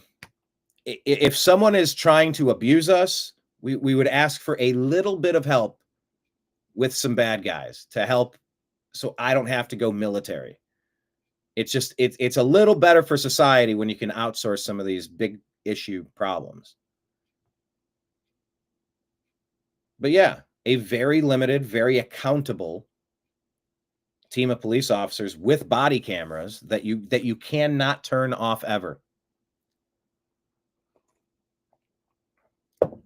That protects the citizens and that protects the officers. But I don't want our nightly shows, and I don't want the evening news, and I don't want shows like this or Bill Maher's show to waste their time on these other stories that are being ginned up to cause artificially inflated racial division for a power grab, to get the other side to be scared into silence and compliance. It's been a bully tactic of theirs for a long time. I want Bill Maher to talk about fluoride. That's what I'm getting at. I want Bill Maher to talk about fluoride. And I want us to talk about fluoride and Project Bluebeam and 9/11, because adults are supposed to have adult conversations about every single topic under the sun. There's nothing taboo with me. The only thing taboo is consuming bullshit and spitting it back out. I'm just trying to find out what's going on. Good, bad, indifferent. I just want to know what the reality is. And when all you get is panic porn, nonstop panic porn from CNN and MSNBC, the Democrats, that's all they do. That's how they keep the traumatized people in their haze. And I'm calling on Bobby Kennedy for Health and Human Services to put some real energy and investment behind helping people recover from Trump derangement syndrome, and call it a literal medical condition, and say that the deep state took over the media with Obama and the Smith-Mundt Act. They've weaponized CNN and MSNBC to work as propaganda arms for the Democrat Party, and tell people that the stuff you've consumed is completely one-sided, warped, and disingenuous. Also, they could keep power and control, and they have been steering you incorrect on just facts and reality. You can have a preference on whoever you want to vote for, but they haven't been telling you the truth. They're pushing the fine people hoax. They're pushing lie after lie at you. And it is a serious medical condition that I think we need to identify and help people. Well, the commercial break happened, and now the Dow is in a little bit of a positive territory. So a little bit of volatility. Hey, look at that. The Dow's in a better spot. Where's the Dow today? How are we doing today? Hey, the Dow's up today, 281 at the moment. Oh my gosh, panic, panic, panic. How about we don't panic? Because they ignored when the Dow went down for Joe Biden, but they have selective outrage, and you don't hate the lying legacy media enough.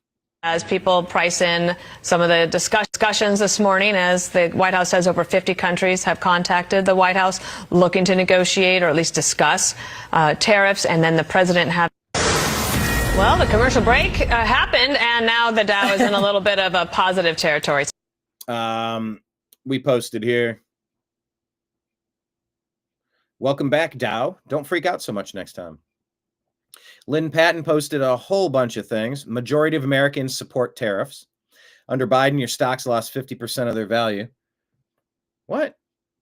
They gained back 25% yesterday with a quick dip. I don't know if that one makes sense. Under Biden. Let's go to the, where'd it go? The Dow. Under Biden. So that would be 5 years? I mean, I don't know. If Biden was here, I mean, where did he leave in 20? Yeah, I mean, I don't know. I don't get that post.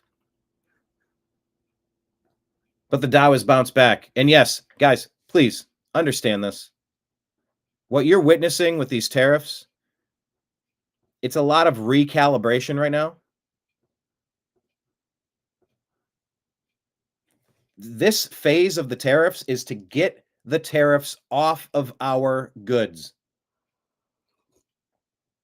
It was to say, don't test me I mean it. When I say things, I mean these things. Oh no, maybe you won't deal with it immediately this second, but I'm never going to say it if I don't mean it. And the only way that you can prove that you mean it is to go through with it. So, hey, Dow Jones, don't freak out next time. It's all part of the negotiation process. You've already seen country after country say, all right, we're gonna open up. Hang on, we can work something out. Hold on. No, we will do exactly as you're asking. We don't need to do that. You've seen it. You've seen it. Let it work. Don't freak out. This is how you negotiate. Oh my gosh, Trump is chaos. You know what's chaos? 36 trillion in debt. You know what's chaos? A destruction of the middle class in this country. You know what's chaos? Stupid hyperinflation because you've devalued our damn currency. That's chaos. You're supposed to be able to have a 2-person household with kids. One person goes to work, and the money you earn is plenty to cover all of your expenses and plenty to retire on. That's what the American dream is supposed to be. And you know how far away from that we are right now? So you know what's chaos? Status quo. You know what's chaos? Spending out of control. You know what's chaos is more of the same bullshit that got us into this position in the first place. That's chaos. I'll take Trump tariffs any day of the week. The Dow Jones freaked out. Okay, buy the dip. By the way, not financial advice. Don't ever take financial advice from me. I have to say that. That's a thing that everyone has to say so they don't get sued or something because we're not adults and we can't make our own decisions. We can't research fluoride or 9/11 or anything or financial advice. I feel like I'm living inside of a cuckoo clock. I have to put countervailing views for opinions. And the UK, every day I share a story of someone going to jail for something they typed, for something they said, for having the wrong opinion. And make no mistake about it, they're trying to do that here in America. This is the first chance we've had to push the Overton window back 80 yards. They were on the 1-yard line ready to score. We have got to have a kickoff, and it needs to be a 75-yard kickoff. We have got to adjust this 10-yard reference point on a 100-yard field. They want to do to us what they've done to these other countries. Disarmed, abused, threatened, jailed, silenced. Because it is happening here. It was happening under the direction of Barack Hussein Obama and his people and Joe Biden, the deep state, the Democrats, weaponizing all of the government agencies against the good people who love this country and just want to be left alone. We have a right to be left alone. And how dare you get inside of our day and take away precious time from our friends, our family, our loved ones? You don't have that right. You're temporarily holding an office to do the bare minimum. Take the least from us. Give us the most. That's it. Instead, we got, hundreds of thousands dying in multiple foreign wars and 36 trillion on a credit card. So, anyway. Okay, yeah. So take the fluoride out. Bella's chance. You heard it promotes things, as you've heard. Who knows? Countervailing views. CDC.gov, WHO.int. Get your countervailing view. Get your views here. Get your countervailing views here. CDC website. WHO website. We're talking about fluoride. Ding. David, you said they are shadow banning me badly. How do you mean, good sir? How do you mean that they are shadow banning me badly? You're right, but I'm curious for what reason you say that. By the way, here's Marine Le Pen. Remember this? They just convicted her. They want to throw her in a cage, or maybe they could Epstein her. She doesn't take a knee. She doesn't bow. She doesn't acquiesce. She stands for France, and take a look at this.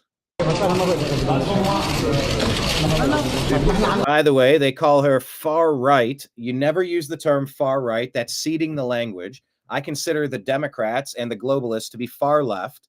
Nobody uses the term far left. So if you're not going to use the term far left for this radical ideology you're going to push on us every day, I'm not going to ever use the term far right, because there's nothing further off of center than y'all. Anyway, they call her the French right presidential candidate, Marine Le Pen in Lebanon. This was from a while ago. I don't know exactly. I remember watching this a while back. She went to meet with the country's Grand Mufti, but refused to wear a headscarf. One of his aides offered her a scarf. Le Pen chose instead of meeting. Vous transmettrez au Grand Mufti You can pass on to the Grand Mufti ma considération, mais je ne me voilerai pas. I'm not thinking about it. Allez. You know, they always want you to wear a hat, wear a scarf, kiss a wall, just whatever. You need to acquiesce. Or do you? You know how degrading it is to cover up your face like there's something wrong? No thanks. You guys can do what you guys want to do, but that's inhuman to me. Not playing that game. No thanks. Good for her. I like this Marine Le Pen.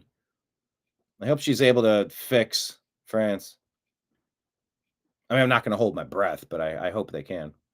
Here is AG Pam Bondi talking about what is going on regarding violent gangs in U.S. neighborhoods. Administrative error as to why he was deported, and he is a known gang member. ICE testified he was a gang member, and we believe he should stay where he is. You know, the defense had argued that he was, a journeyman, that he was training to be an electrician. Well, the last gang member we arrested, who was a violent murderer, was also hanging wallpaper in a place called the Villages in Florida, one of the biggest retirement places in our country. So these people are living among us. One of the big cases we had, I think you're very aware of, half an hour from where we're standing, was another violent gang member living right among us in a very, very nice residential neighborhood. Wreaths on the door next door to him, children's bicycles. So that's what these gangs do. They infiltrate our country and they live among us. So to say that he was training to be an electrician does not legitimize him from being a violent gang member. And we will continue to fight for the safety of Americans and get these people out of our country to make America safe. Every victim of crime deserves to be safe. And these families who have lost loved ones to these, they are foreign adversaries, they are terrorists, and they are living among us no longer. And especially after that ruling yesterday, they better start self-deporting because we're coming after them. No, I like this version of Pam Bondi. It's a pretty good version. We typed in the Obama-Biden-Harris. I'm sorry, we said Obama-Biden-Harris intentionally created this situation. This is all planned. They have more plans. Act accordingly. Heads up. Stay alert. Stay frosty. Demons lurk in the shadows. Shame on those deep state Democrats. So I like this version of Pam Bondi just fine. Here's Carolyn They Levitt. are enjoying their lowest approval rating ever. Talking about Democrats and being as unliked as ever before. Because this is who they are trying to represent. These far left activists who don't stand for anything. They only stand against Donald Trump. And they hate, as you just heard from that one individual who wished death upon the president of the United States, they not just hate him, they hate the nearly 80 million Americans who elected to vote him. The Democrats have officially become the party of crazy. President Trump and the Republicans are the party of common sense. They are enjoying their lowest approval rating ever because. Yeah. The entire Democrat Party needs to be shattered into 1,000 pieces and scattered into the winds. They do not have the consent of the governed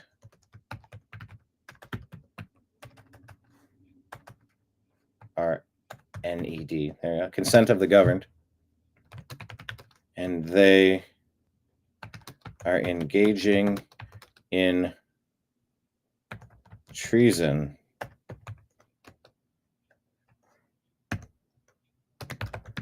It's time to indict.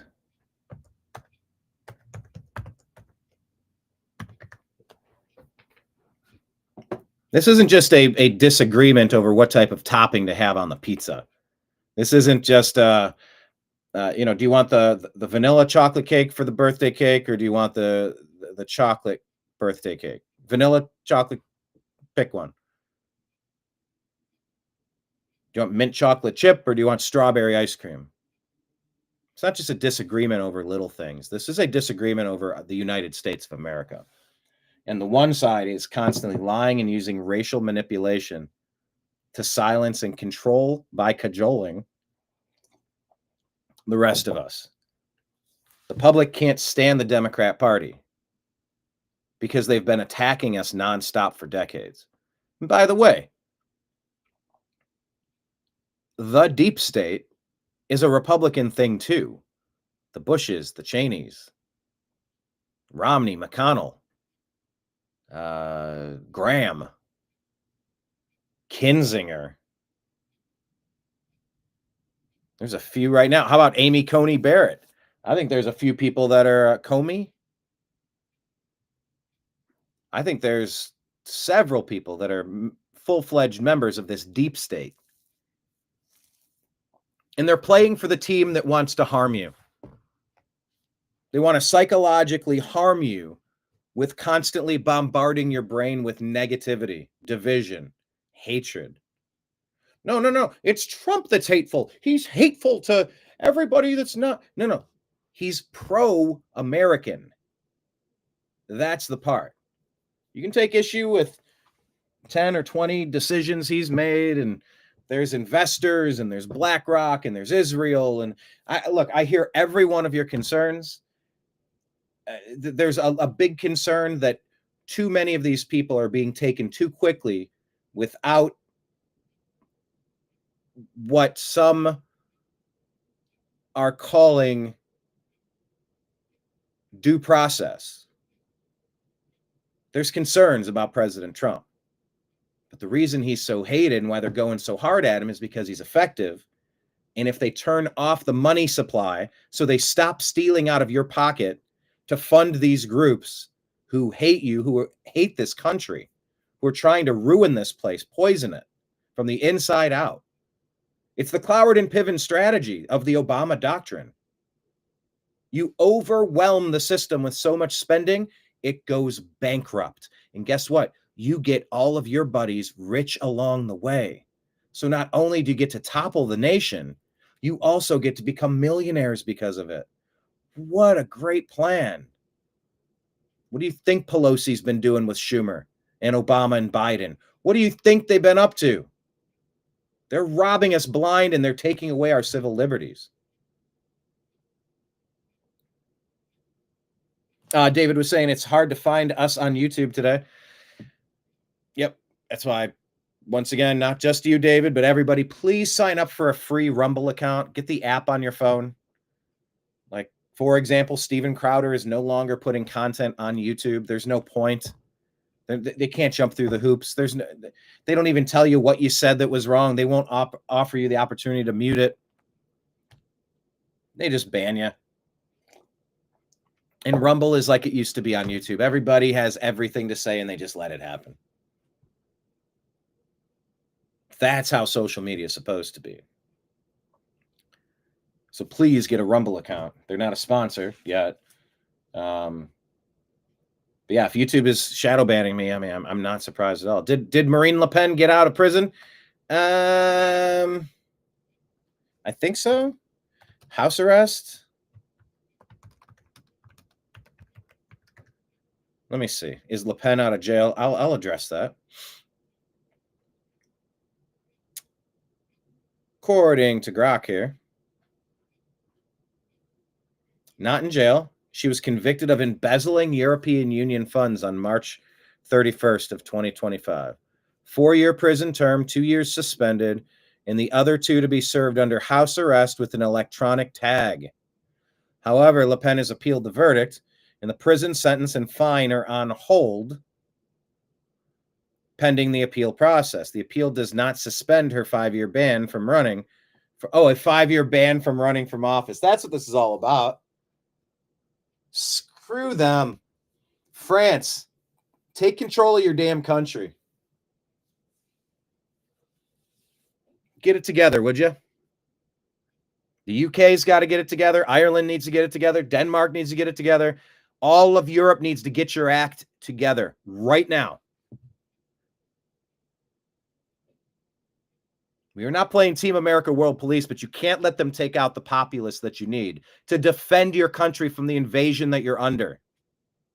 That's the Obama doctrine.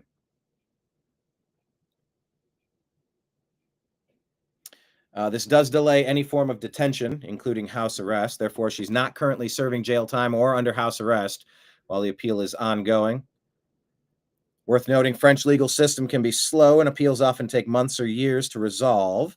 Some indicate the appeal might not be heard till 26, meaning Le Pen remains free for now, but under the shadow of the political ban. Her supporters, they called him far-right figure. Don't call him far-right. I don't use that term. Including right figures like Viktor Orban and Matteo Salvini, have called the ruling a political attack, while others, including President, who is that? Perthuis, argue it's a necessary response to a serious and lasting attack on the rules of democratic life. What? The lack of personal enrichment is in the embezzlement. Funds were used to benefit her party, National Rally, rather than herself, has fueled debate about the severity of the sentence and its political motivations. It's not even that she became wealthy like the Bidens, like the Clintons, like the Obamas, like the McConnells, like the Harry Reids. Go down the list. Go down the list. Anyway, there's our update on Marine Le Pen. Thank you for that, actually. That part of the story was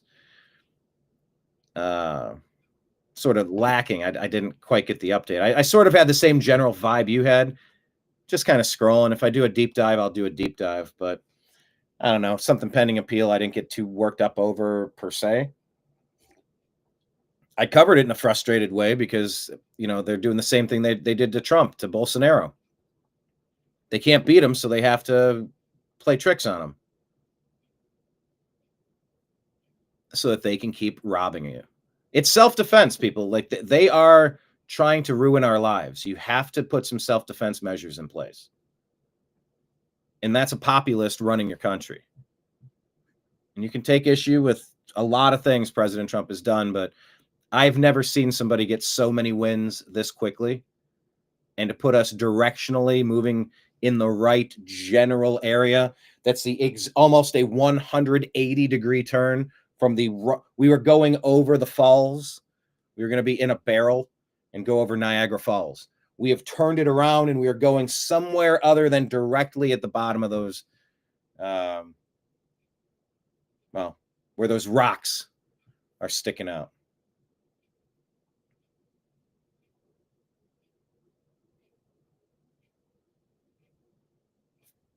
Anyway.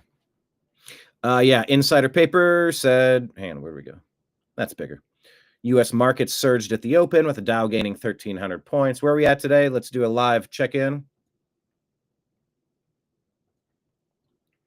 Kablamo up 284 points. Hey, look at that. We're up 0.75% today. Because things go down and things go up. Come on. You're talking to a generation of crypto investors. You think we give a shit about your short-term fluctuations? Who's getting freaked out about this? By the way, if you're older and you have all your money wrapped up in this, I don't know what to tell you. That's pretty reckless to me. Don't take advice from me either, ever. I have to say that so I can't be sued or something. They take that way too far, and everybody does that thing where they disavow their own opinion and act like they don't have one, but they do, but they're not encouraging you to make one, or they'll strongly encourage you to do the opposite, like the Jim Cramer rule, you know. But you're talking to a generation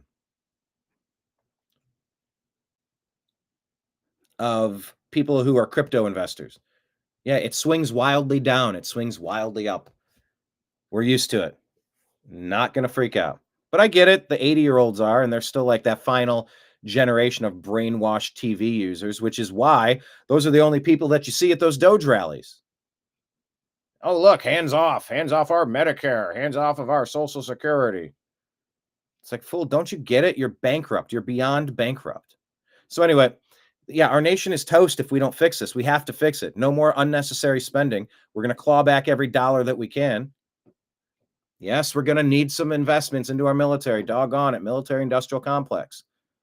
But yeah, I want the biggest, baddest shit. And then maybe take it easy on year 2. How about that? Get set up with the stuff that you need. And then go through your pantry and go through the ingredients in due time. But like, I'm okay with that. Nobody's stopped as much spending ever than what we're watching with Doge and Trump and Elon. I'll take it. So anyway, the market surged 1,300 points, and as of right now, it is up 267. So if those trends continue, no, I don't think that Obama annual royalty payment was a true story either. That was one that I referenced earlier, Bella's Chance, about the Jasmine Crockett story. That emanated from a satire site that put a story out that was the fake story. It was supposed to be like humorous or satirical. But then it got passed along as, did you see the story? Because out of context, you're just reading things. I'm like, I don't know. What am I reading? Then they're saying Jasmine Crockett's grandmother has been gone for many years, and she's been cashing the checks up until now. And I did do an episode discussing the royalty payment for Obamacare to the Obamas, and that was one of the same exact ones. It was the origin. Thankfully, X, I think, caught that one with a disclaimer at the bottom from Community Notes. And it says, yeah, there's no confirmation of this. It appears that the earliest known conversations of this were when it appeared in this publication, this satire site, this satire website or social media site or whatever, that put out a fake story. So anyway, just be careful with those stories, guys. Because I saw that one, I shared that one, and I had to do some research to figure it out. But that's why some of these are happening. Okay, and we're talking about cutting spending. Why can't DC cut spending? Red Pill Truth 2024 shared this. This is David Sachs talking about why DC can't cut spending. And oh, wait, why didn't it? Back to this tab. Good, I'm glad I checked that.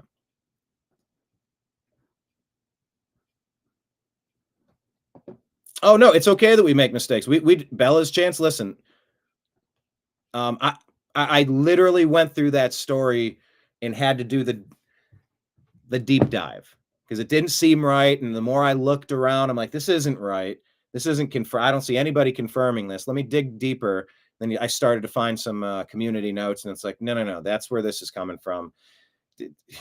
If someone wants to prove something, you could please be the first person to post that, because the only people that have posted anything is from a satirical news site. That's all that they've talked about. So that's why community notes is so helpful, to just leave a tag. And maybe like if those same stories start sharing, you just put a green tag around that says this emanated from a satire site. Just something.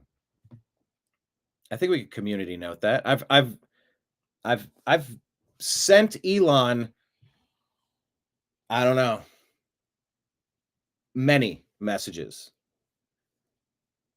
about user experience and glitches and things that could be improved for the site. That being one of them. Because then we would all know, like, oh, this, you're like, oh my God, Obama was getting these royalty payments every year for Obamacare. I knew it. That son of a bitch. He only passed it to enrich himself. See, that's what's wrong with this country right now. It's like, I agree with all the things that were said, except this isn't a proof of that. there's plenty of real examples, so we should use those examples. And we need to bring it to each other's attention when we're talking about a story that's like, I'm pretty sure that's not an accurate story. Can we double check that? You want to, go down the rabbit hole real quick? Because I think that's not accurate. Because, then what they do is they'll say, oh, the new American media. Remember the time they covered that story? They're putting out these conspiracy theories that Obama was getting royalty checks from Obamacare. Like, you can't trust anything that comes from the new American media. You know what they engage in. Misinformation and disinformation. Those are their buzzwords they like to use now. They used to be conspiracy theorist. You're such a conspiracy theorist. You're such a theorist. Okay. So anyway, I just try to do my best to filter as I can. And there's usually tells, like if something looks cropped a little strangely, or if like the font isn't quite as sharp, almost like in Multiplicity where Keaton, where he's like, when you make a copy of a copy and it's not quite as sharp, meet number 3. Hey, Steve. Even the quality of some of these memes, you can tell something's a little off, like photocopied or like transferred in lower resolution. It's grainy or off-centered or fuzzy or blurred, or the font looks weird, or there's no attribution. It doesn't say ABC. Now, I'm once again not to say that the lying legacy media company's stamp of approval means anything. But what it does mean is that it's been widely circulated and published with a heading like this. You can at least say that they are reporting it to be true. ABC is reporting this in this manner. You don't have to believe this story, but you can say ABC has staked their reputation on this story based on this headline. So when you don't see anything attributed to any author or any particular, CBS logo or this television show or this podcast, even if it's just somebody is making this assertion on a podcast, you could say, on the Patrick Bet-David show, Jane Smith alleges that she uncovered evidence that Jasmine Crockett has been cashing her dead grandmother's Social Security checks for 12 years. Reporting that Jane Smith was on the PBD podcast making these allegations are not endorsing the allegations, claiming the allegations are valid. We're reporting that people are talking about this. What does that mean? Can any of this be proven? Where are we at? So it's just, it's all part of a process with me trying to make sense of the stories that I see every day. That's why I really do put a lot of energy into trying to figure out what's really happening so I don't steer you the wrong way. But, let's be honest. I've had 3 or 4 different reactions to that, the track meet twin that was stabbed and he expired in his brother's arms. Like that's a human interest story. That is tough. But it's been reported so many different ways. I'm not sure what is going on. So do we do like we did during George Floyd and just go out and burn things down under the direction of Democrats? Or do we, I don't know, like Kyle Rittenhouse, wait a minute and look at all the video and go, this guy was getting chased 3 different times by 3 different people. The last 2 were aiming directly at his face. Like this is the most clear-cut case of self-defense. But then you're trying to figure out who the aggressor was in the stabbing case. And like, I don't know. At first I thought it was that way. They told someone that wasn't supposed to be in a spot to move a spot, and the guy got mad and pulled out a weapon and attacked him and ended him. Or the kid was allowed to be in the spot, and these 2 started manhandling or threatening him, or they just moved the backpack. And this guy got so mad about it, he went and found a weapon. Then he came back with premeditation. He's like, I'll show you. I'll do this for self-defense. Like, that's not self-defense. That's premeditation. If you're actively getting attacked by multiple people, you could have a reasonable fear of your life, and you could use force to get out of that active situation. You can't I don't think they kidnapped any of your property. I don't think they stole any of your possessions or kidnapped any of your loved ones. I don't think there was any immediate need to attack these people. But I'm still unpacking the story. Every time I read something different, it's got a slightly different twist. It's like, yeah, y'all made this okay with Daniel Penny, self-defense, right? It's like, no, my God, no. Do you have no idea what self-defense is?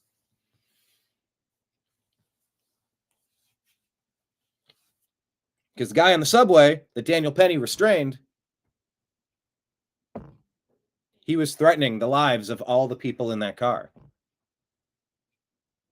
instilling terror and fear into every one of these people. He's threatening to end the lives of these people, and he was restrained.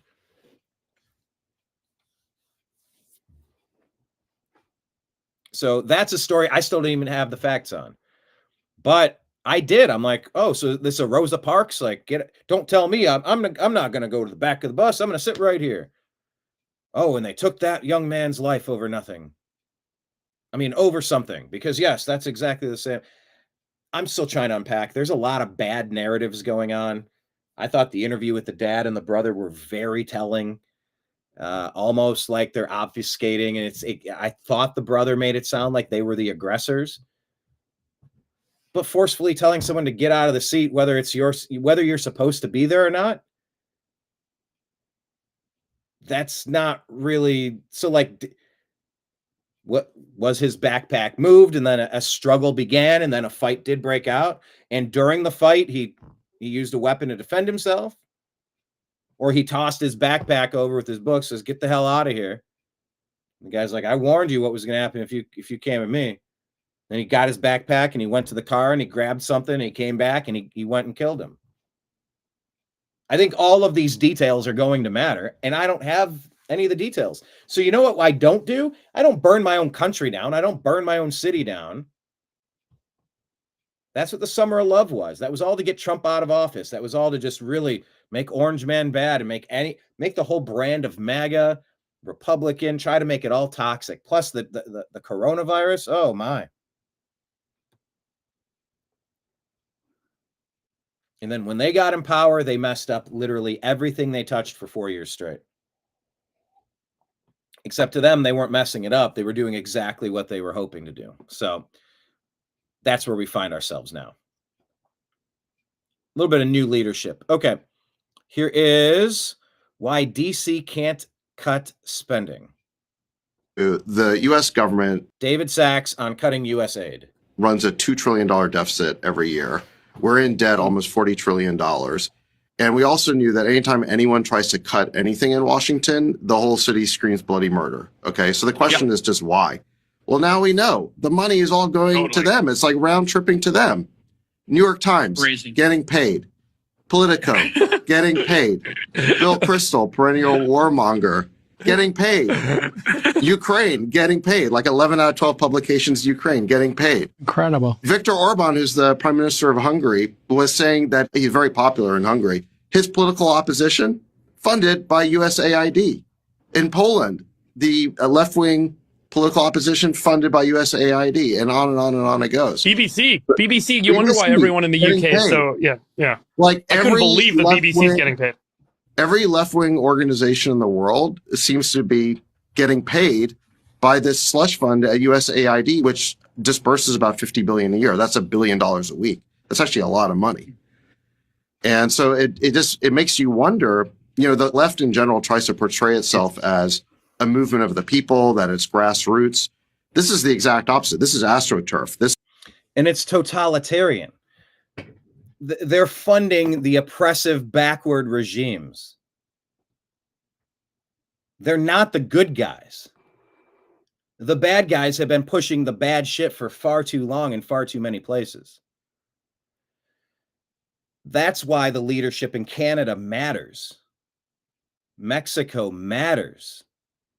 El Salvador matters. Brazil matters. All of Europe, Ukraine, Middle East, it all matters. This is a chessboard. They will not leave us alone. They're trying to ruin everything and steal everything. They started this. They are the ones declaring war on us. They are the ones causing problems, whoever they are. We just want to be left alone. We just want to be able to be with the people that we like, doing things we like, and not in a constant state of panic and poorness and rage, deep-seated racial rage, because Obama and the Democrats told me I need to hate certain groups of people. MAGA people love these people in America, Americans. One common language, one set of guiding principles of the governing documents of the country, the Constitution, the Bill of Rights, basic freedoms, some ecological health, some basic infrastructure, a robust defense to make sure that we don't become a victim of some other country who wants to be an aggressor more than we want to be a protector of ourselves.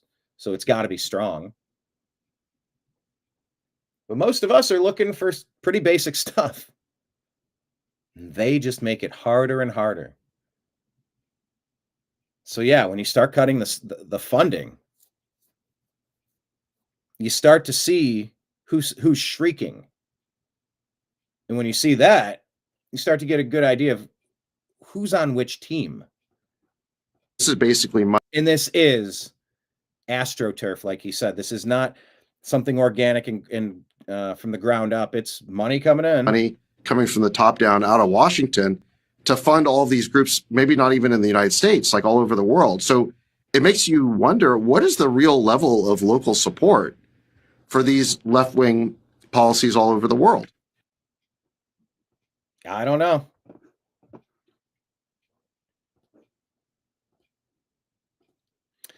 Cat Turd here says, full screen. Yeah, that is the joke about Jim Cramer, that he's wrong all the time. He's usually backward.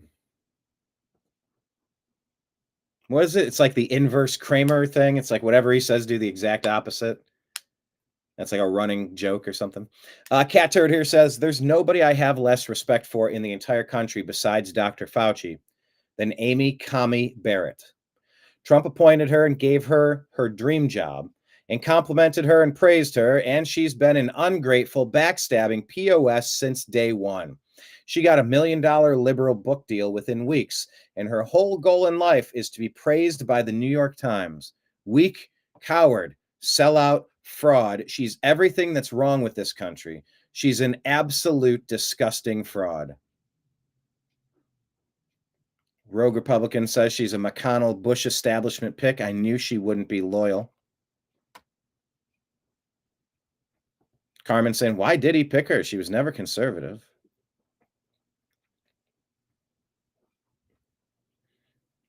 Joel Patrick says, I disagree. If the overturning of Roe versus Wade was the only thing she ever accomplished, it was worth it. And simply put, that's just a states' rights issue, because the 10th Amendment says anything that's not specifically delegated to the United States government, that's a states' rights issue. It's a states' rights issue. And that makes sense.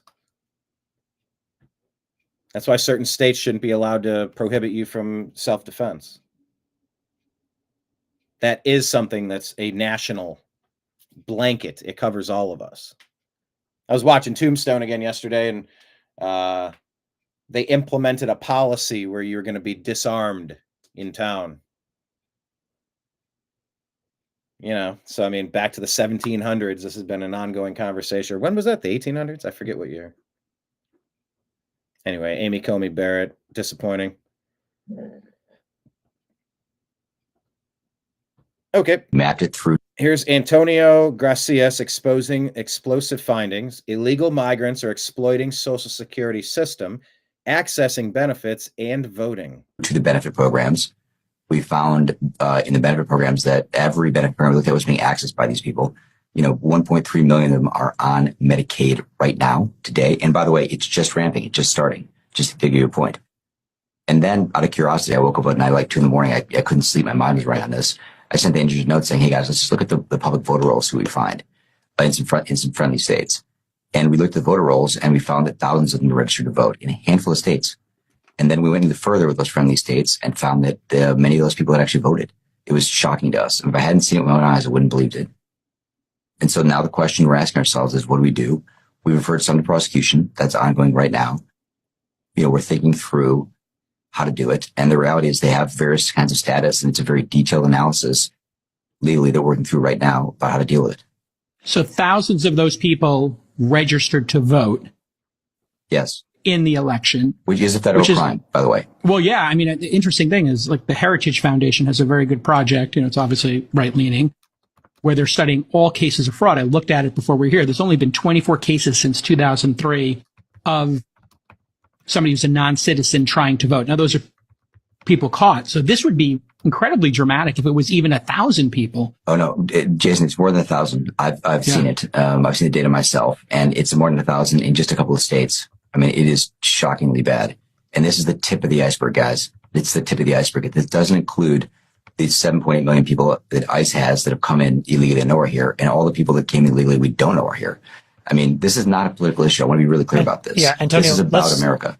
Let's just take one step back because I just want you to repeat this. So, and the comment we put is that the deep state Democrats are behind this and they need to be indicted for their treason already. This is pure madness. The proof is right in front of us. They hate us. They thought they were going to get away with this. Because I think it's important, and we may have just run over it a little too quickly. When you get a social security number, what you're saying is there's all of these important downstream consequences. One of the downstream consequences is you could show up, register to vote, and that's an illegitimate action that's breaking federal law. That's one. But the second is that without knowing who this person is, they can start to absorb resources that could have otherwise gone to an American. I guess that's like a fundamental part of this. Yes, the FEMA thing in South Carolina. So how do you quantify that? Can you just maybe explain it a little bit more about all of the different ways in which you think now, the United States ends up leaking services to these folks? And also they could be contributing too, right? They could be paying taxes into the system. And so I guess there's both of those possibilities, and both of those have fingerprints to them up. So yeah, good question. Look, we need to figure this out. This is it's massively complex. You can see the map I have on the whiteboard in our office. It's huge, and we're figuring it out right now. But let me just tell you this: in every benefit program we looked at, and this is just a handful of states, we found people on all the benefit programs, and we found them on unemployment, we found them on Medicaid. So, Jason, to your point, people on Medicaid and unemployment, they're not contributing. They're taking out. They're mooching. Right? Sure. There are criminals. I mean, look, we sent this data list to the National Targeting Center. I don't want to get too far into the data, but I can tell you they found hard hits in the targeting center. I think this is the beginning of this, right? Sorry, some of these quotes, these clips blur together, and they don't give me the time counter when I'm watching it. I don't get to see how far along it is. If it restarted, I got it. If it's because as these clips play, sometimes I'm multitasking 7 other things, and I'm listening, but I'm not fully going into detail. That's why they're big mad. They've set up a lot of theft. They set up the Cloward and Piven strategy that Barack Obama learned how to collapse a country, like George Soros with the currency, and like Cloward and Piven to overwhelm the system with benefits, to the point where you go bankrupt and you've looted all the money out of the country first. Then you get to rebuild it in your image. That's always been the plan, people. That's always been the plan. If at all, here's MTG. Are you about the recent stock market losses? I'm not concerned at all. If you look at history, if you look at decades of stock performance, the market continues to go up. It went down dramatically during the Biden administration. There was quite a few dips, and none of the COVID vaccine experts and the couch stock traders were crying about it back then. Yep. Thanks, guys. If at all, are you about Yeah, I mean, I'm just not seeing too many people make the point that I was making, but they should.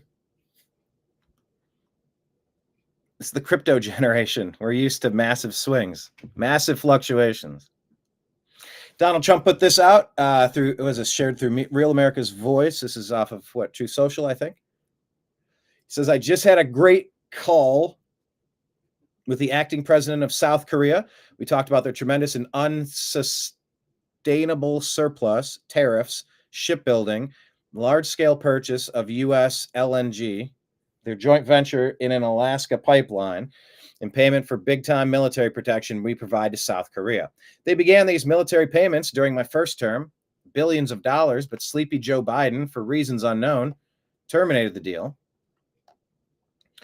That was a shocker to all. In any event, we have the confines and probability of a great deal for both countries. Their top team is on a plane heading to the U.S., and things are looking good.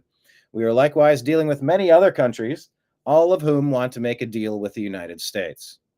Like with South Korea, we are bringing up other subjects that are not covered by trade and tariffs and getting them negotiated also. One-stop shopping is a beautiful and efficient process. Oh my God, this is great. This is fantastic. This is modern era diplomacy. What did he rattle off here on the first? Let me go back to. Let's discuss these issues with South Korea.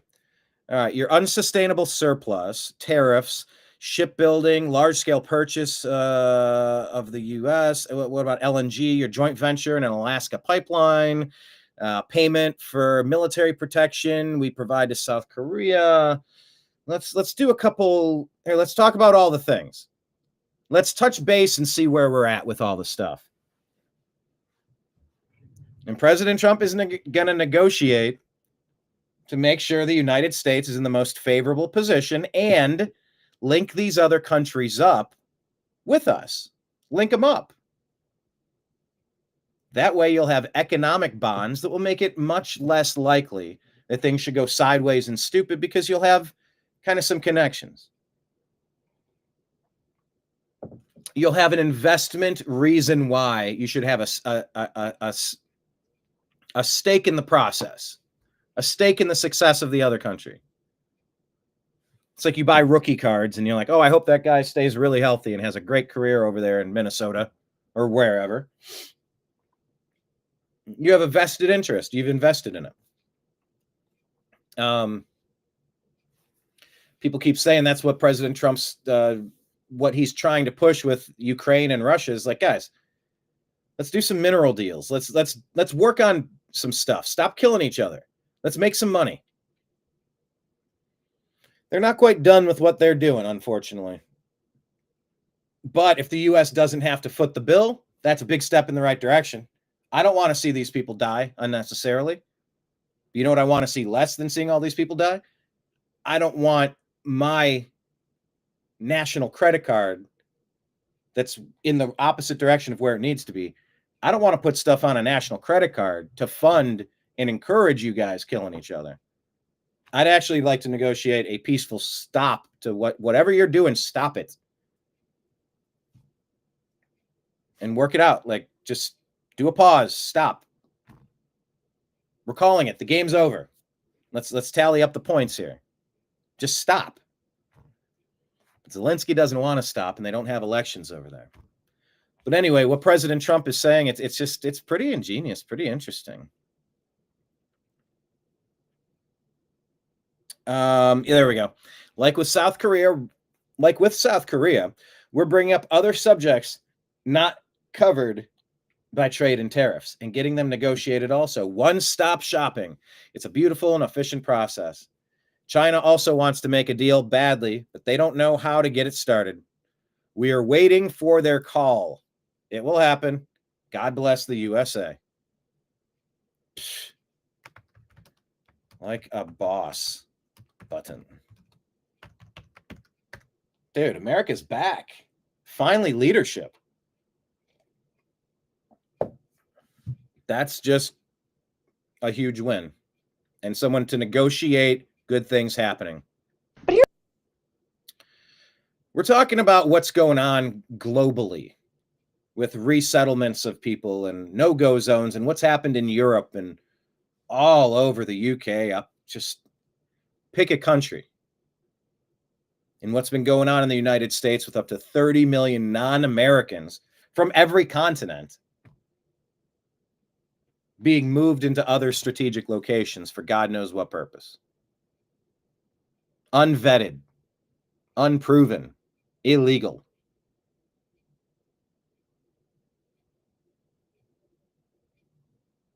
Mass migration and control of territory is something as Americans we've been very familiar with.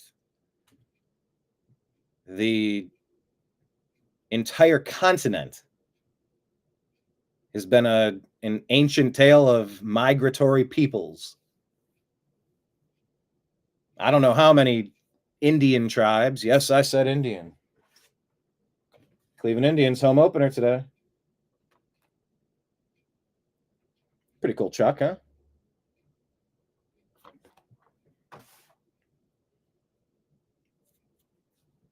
You know, a lot of the Mesoamerican, Central American, South American tribes, they were different in regard where large,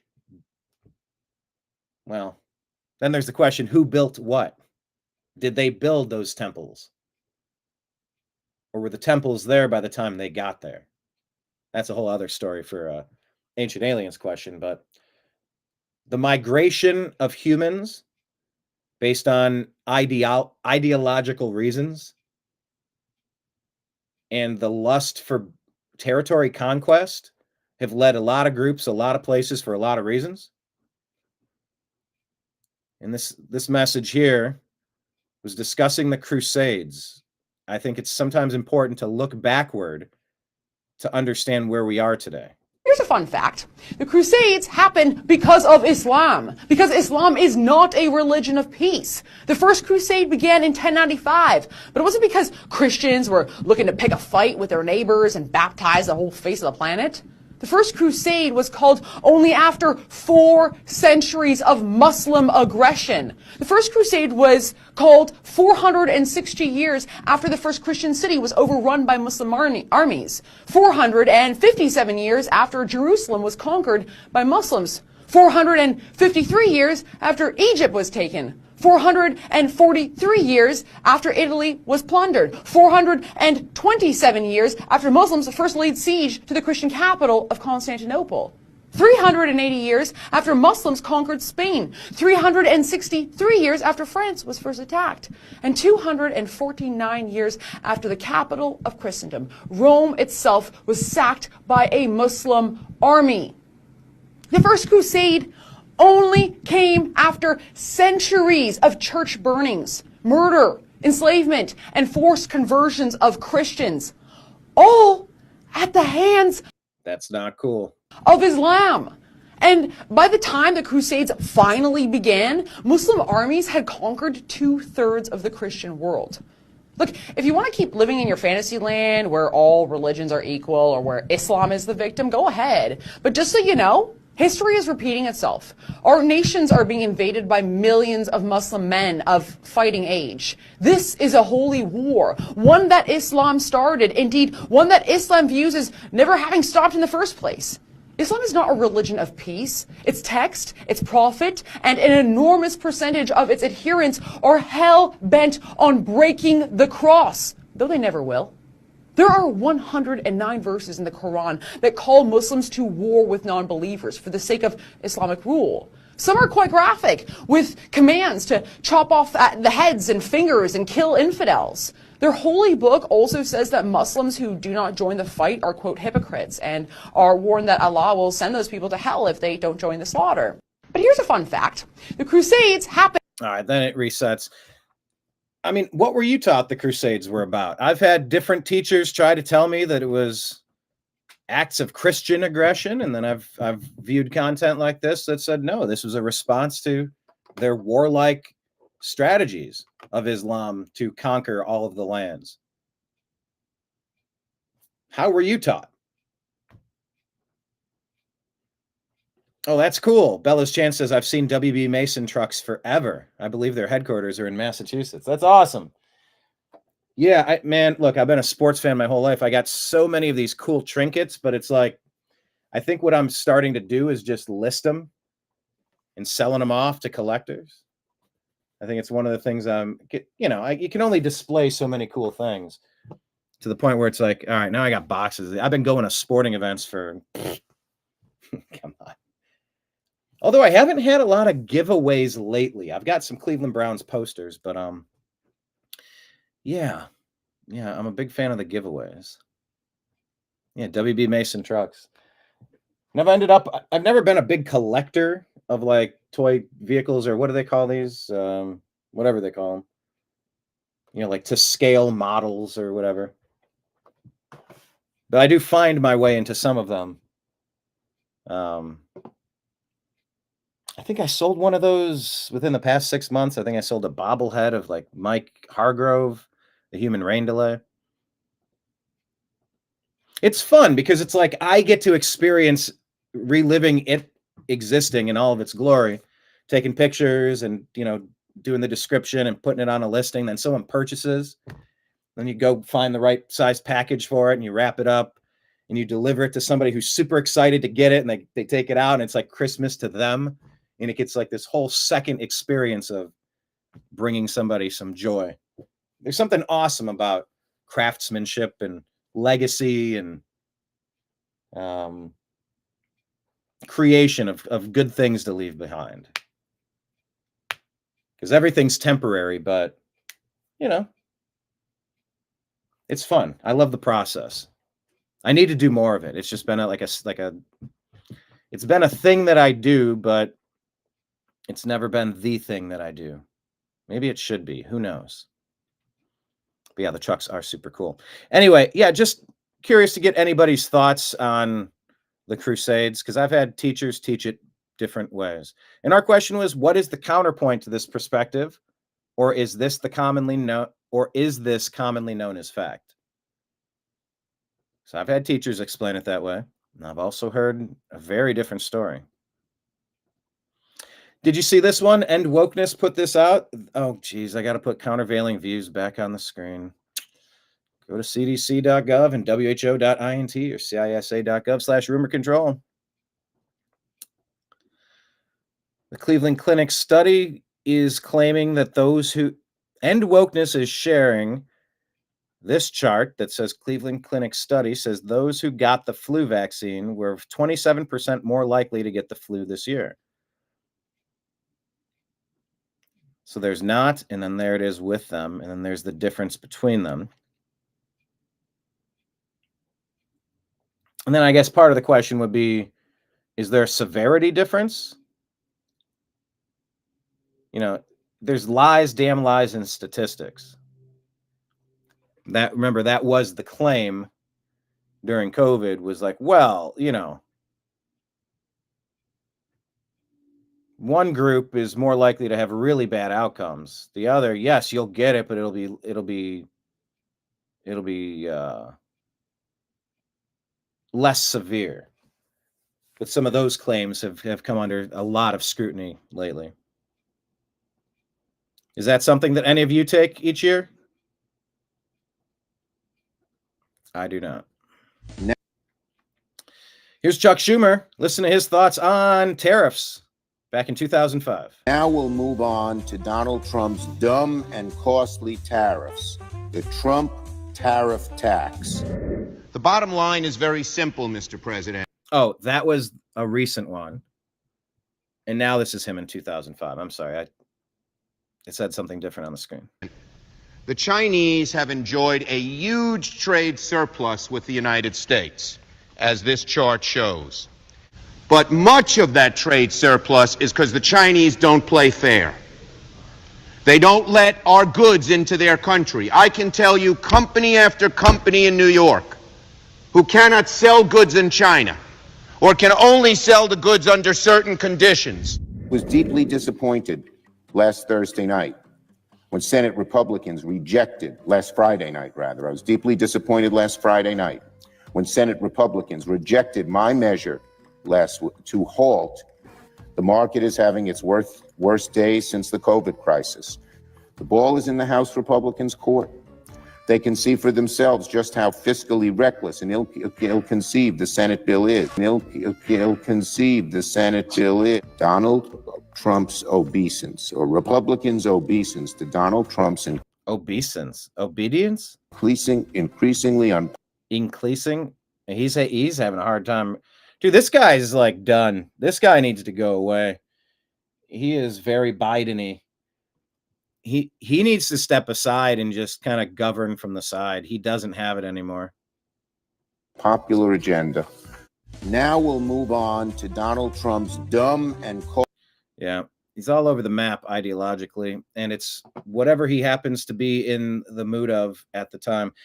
And that's what the Democrats do. There's really not a lot of ideological consistency, and you can say plenty of bad things about Republicans. I don't take offense. I'm not a Republican. I've disliked that Republican Party for a while. I do like MAGA. It doesn't mean that I like every single decision. How could anybody like any single decision of anything? I guarantee you nobody's batting 1,000. Do you like 50% of it? I like 50% of it. Oh, yeah. Maybe even more. Can you say that? I mean, let's start with that. But yeah, the Democrats are just all over the place, in all honesty. Whatever will get them power. And they stay united, by the way. They keep their party together, and they don't infight like Republicans do. All right. Elon Musk's close business partner explains why the U.S. needs Doge. I don't know how long this music. Washington are so cynical is because they know all the bullshit. We're adding $1 trillion.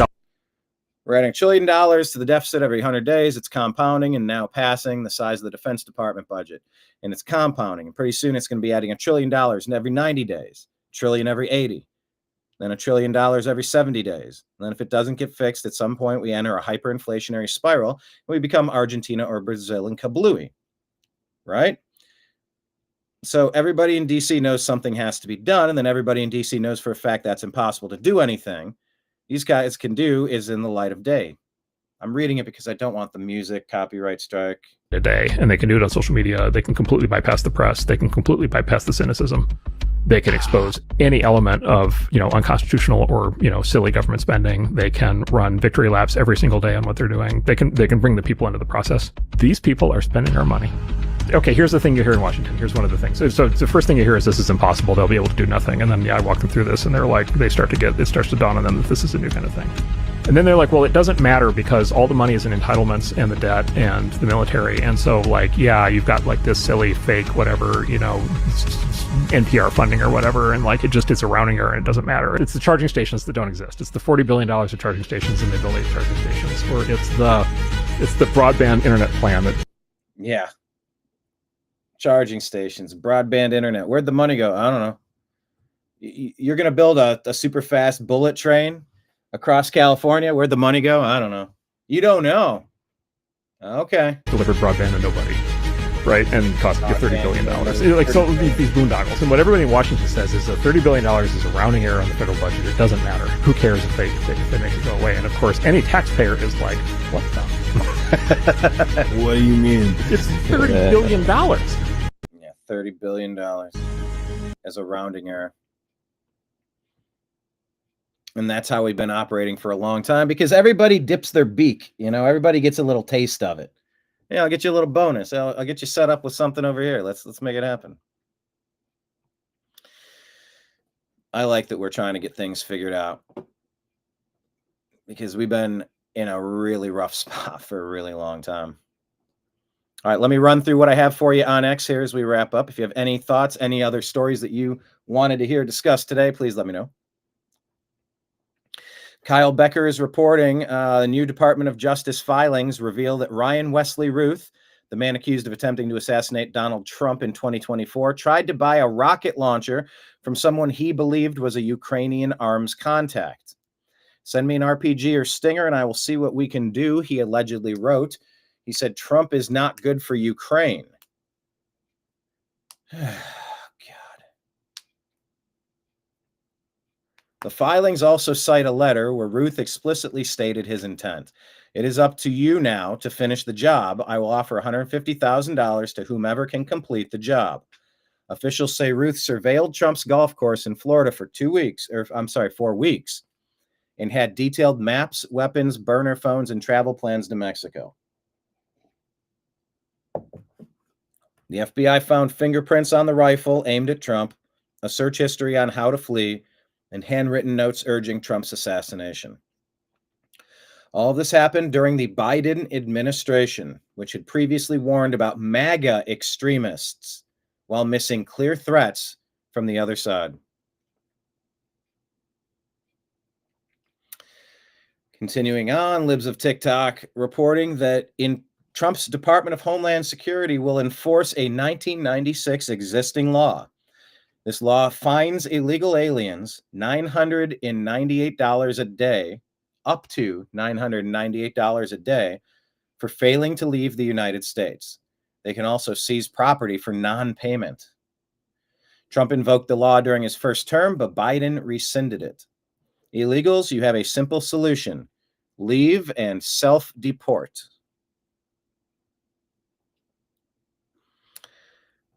Here is Glenn Beck. He's going to say, what are the odds of this Klaus Schwab news?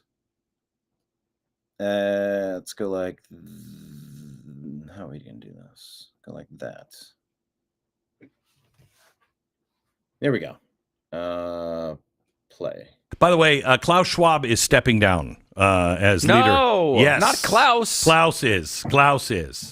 He's Klaus is saying I've had enough. He's got to go. He's got to go. And the reason why now he's not being pushed out. He's not being pushed out. Apparently, women are alleging that they were pushed out and saw their careers suffer when they were pregnant or coming back from maternity leave. And also other women claimed that senior managers had sexually harassed them, which, Klaus Schwab, that's the WEF. What kind of ESG score would they get? I'm kind of wondering. Because that doesn't sound like people that would get a good ESG score, does it? No, but I don't think they have to worry about the ESG scores because, well, I mean, they created it. So, it's for us. It's for us little people, not for people like Klaus Schwab. So I don't know if they're going to have a cake or, I don't know. Do Nazis still eat strudel? So maybe they don't have cake, but they have strudel for him because that's fantastic. Yeah. Changing of the guard. You're seeing it happen. Soros, Schwab, Pelosi, Schumer, Biden.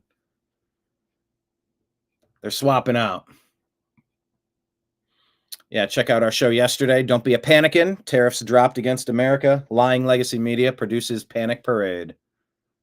Don't be a panickin'. President Trump and Pete Hegseth are touting a $1 trillion U.S. defense budget. Trump is approving the record U.S. defense budget the administration approved is the largest in the country's history. Says we're saving a lot of money, but we need to build the military. We need to be strong because there are a lot of bad forces out there right now, Trump said, commenting on the decision. Peace president indeed. Well, look, Dagny Taggart.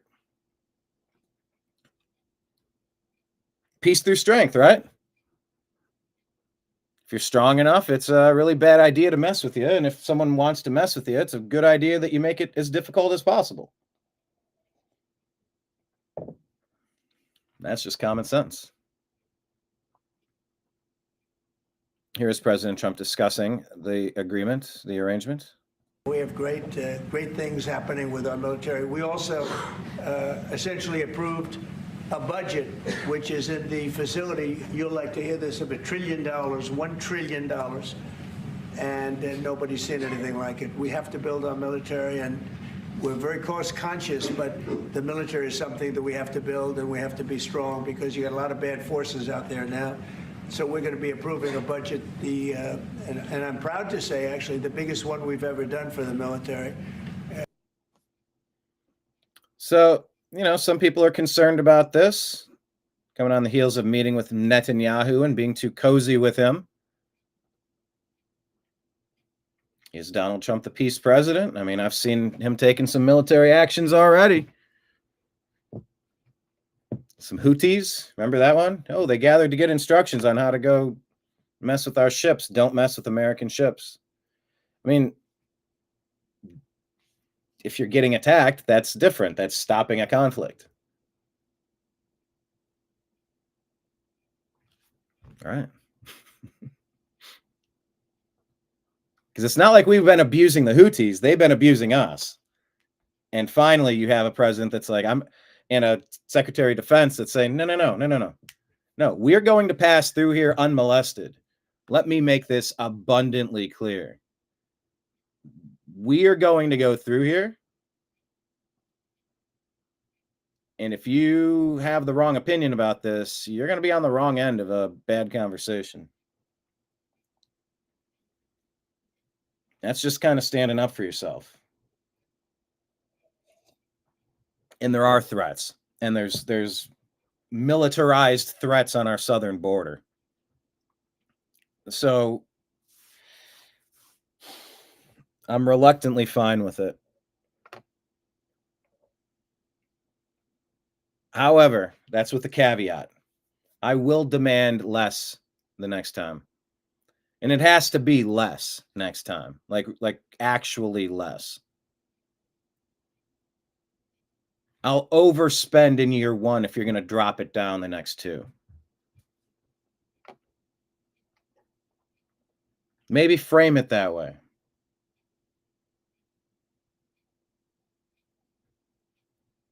Because the math isn't mathing on our national debt. It just doesn't make sense. But yeah, we got a lot of threats right now. I mean, we always have, but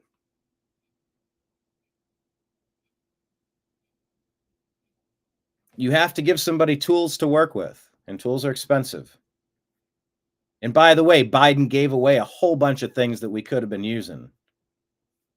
Gave away. What a scam.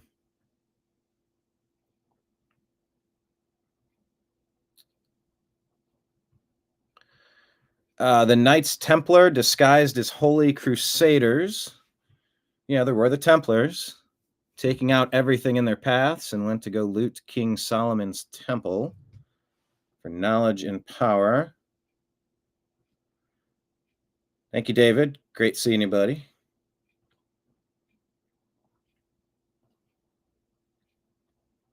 Let's listen to Megyn Kelly here. Exclusive. We touched on this earlier in the show. This is what we were talking about with the Tennessee killer.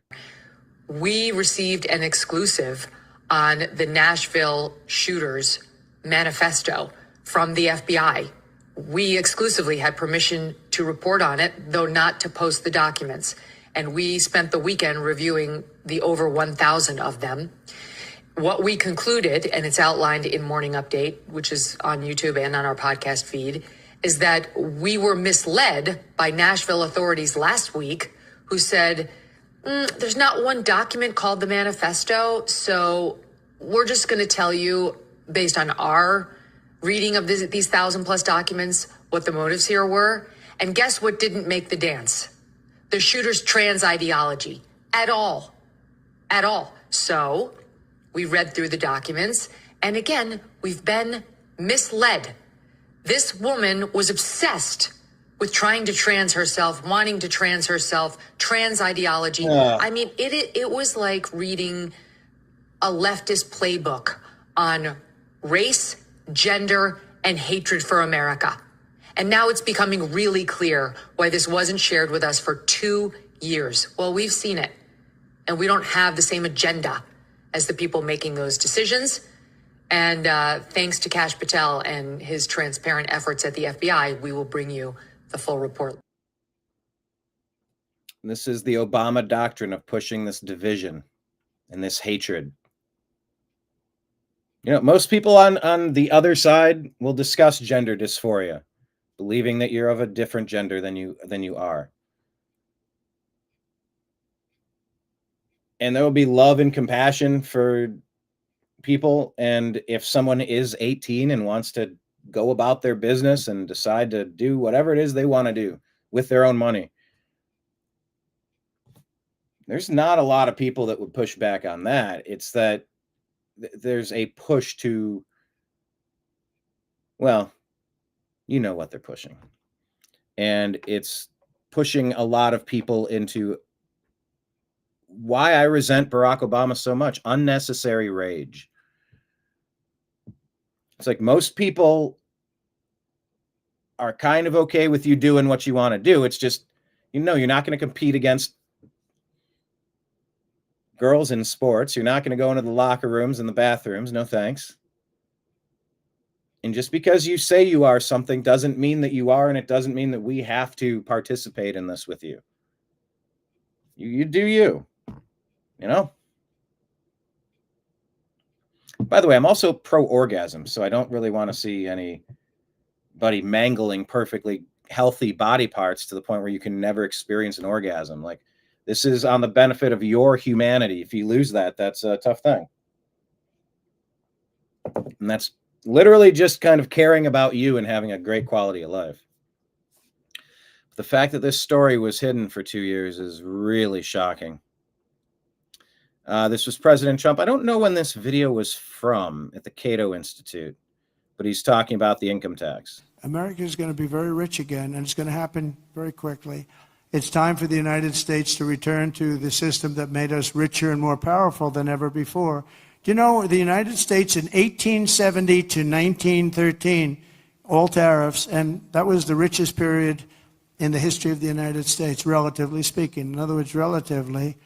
And they set up the Great Tariff Commission of 1887, and this commission had one function: what to do with all the money that we took in. It was so enormous that they had no idea. It was a blue ribbon committee. It was set up 1887, and what to do with all of the money that we had. And again, Teddy Roosevelt was a beneficiary, because when McKinley was killed, he took over this vast sum of money, and he did all of those national parks and all of the other things. And I'm not knocking him, but he was given a vast amount of money, and that was all made through tariffs. We had no income tax. The income tax came in 1913. As I said in my speech last week, instead of taxing our citizens to enrich foreign nations, we should be tariffing and taxing foreign nations to enrich our citizens. Does that make sense, right?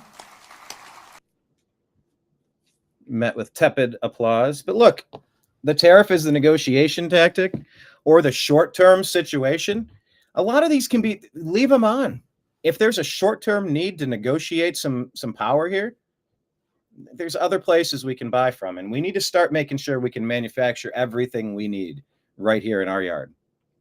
So anyway, yeah, here's Amy Coney Barrett allegedly looking in disgust because Trump is there. But I did notice in this video, it looked like someone else might be there, and she's looking at someone else that walks past.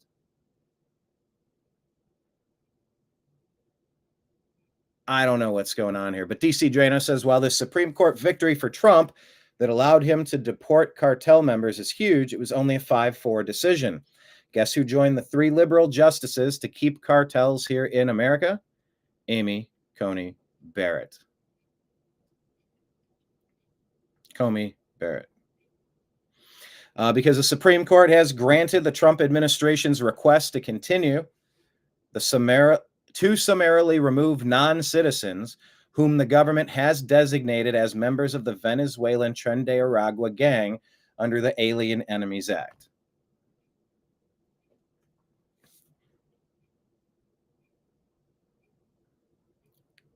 So the flip side is that some people are mainly concerned that there's some sort of due process. How are these people proven to be foreign gang members? How is it proven?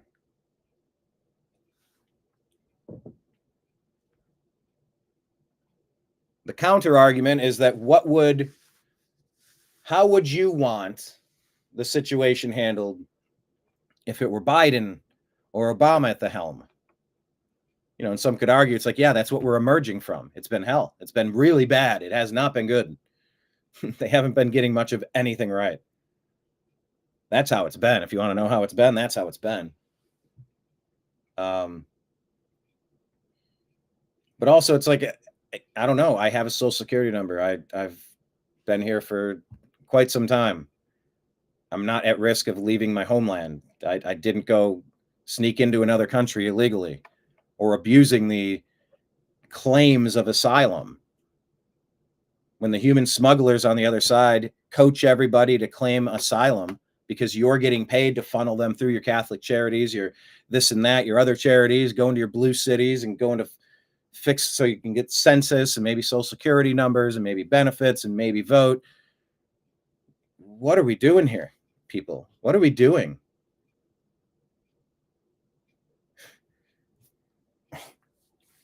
If there's a reason that all these people need to be here, like where is the filtration system to make sure we're not getting anybody that has forfeited their rights in any other nation? And you got a criminal background. Like I've seen some really awful stuff. Whereas if you would have done a basic background check, you would have never let that person into this place. And now there's people who are gone forever from their communities, from their families. So you got to really be concerned about the type of people that are going to spend more time fighting for gang members than American citizens. But, you know, there is a civil libertarian perspective, is that you got to be kind of careful. So SCOTUS grants the Trump administration request to continue to summarily remove non-citizens whom the government has designated as members of TDA under the Alien Enemies Act. So it's existing protocols that they have. But just the concern is that how do you double check and make sure these people that none of the good people are going to end up mistakenly going? And there's a lot of weird reporting going on now.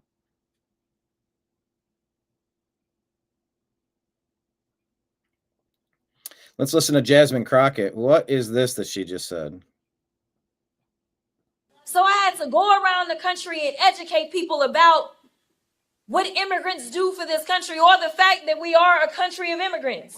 Right. The fact is, ain't none of y'all trying to go and farm right now. Okay, so I'm lying. Raise your hands.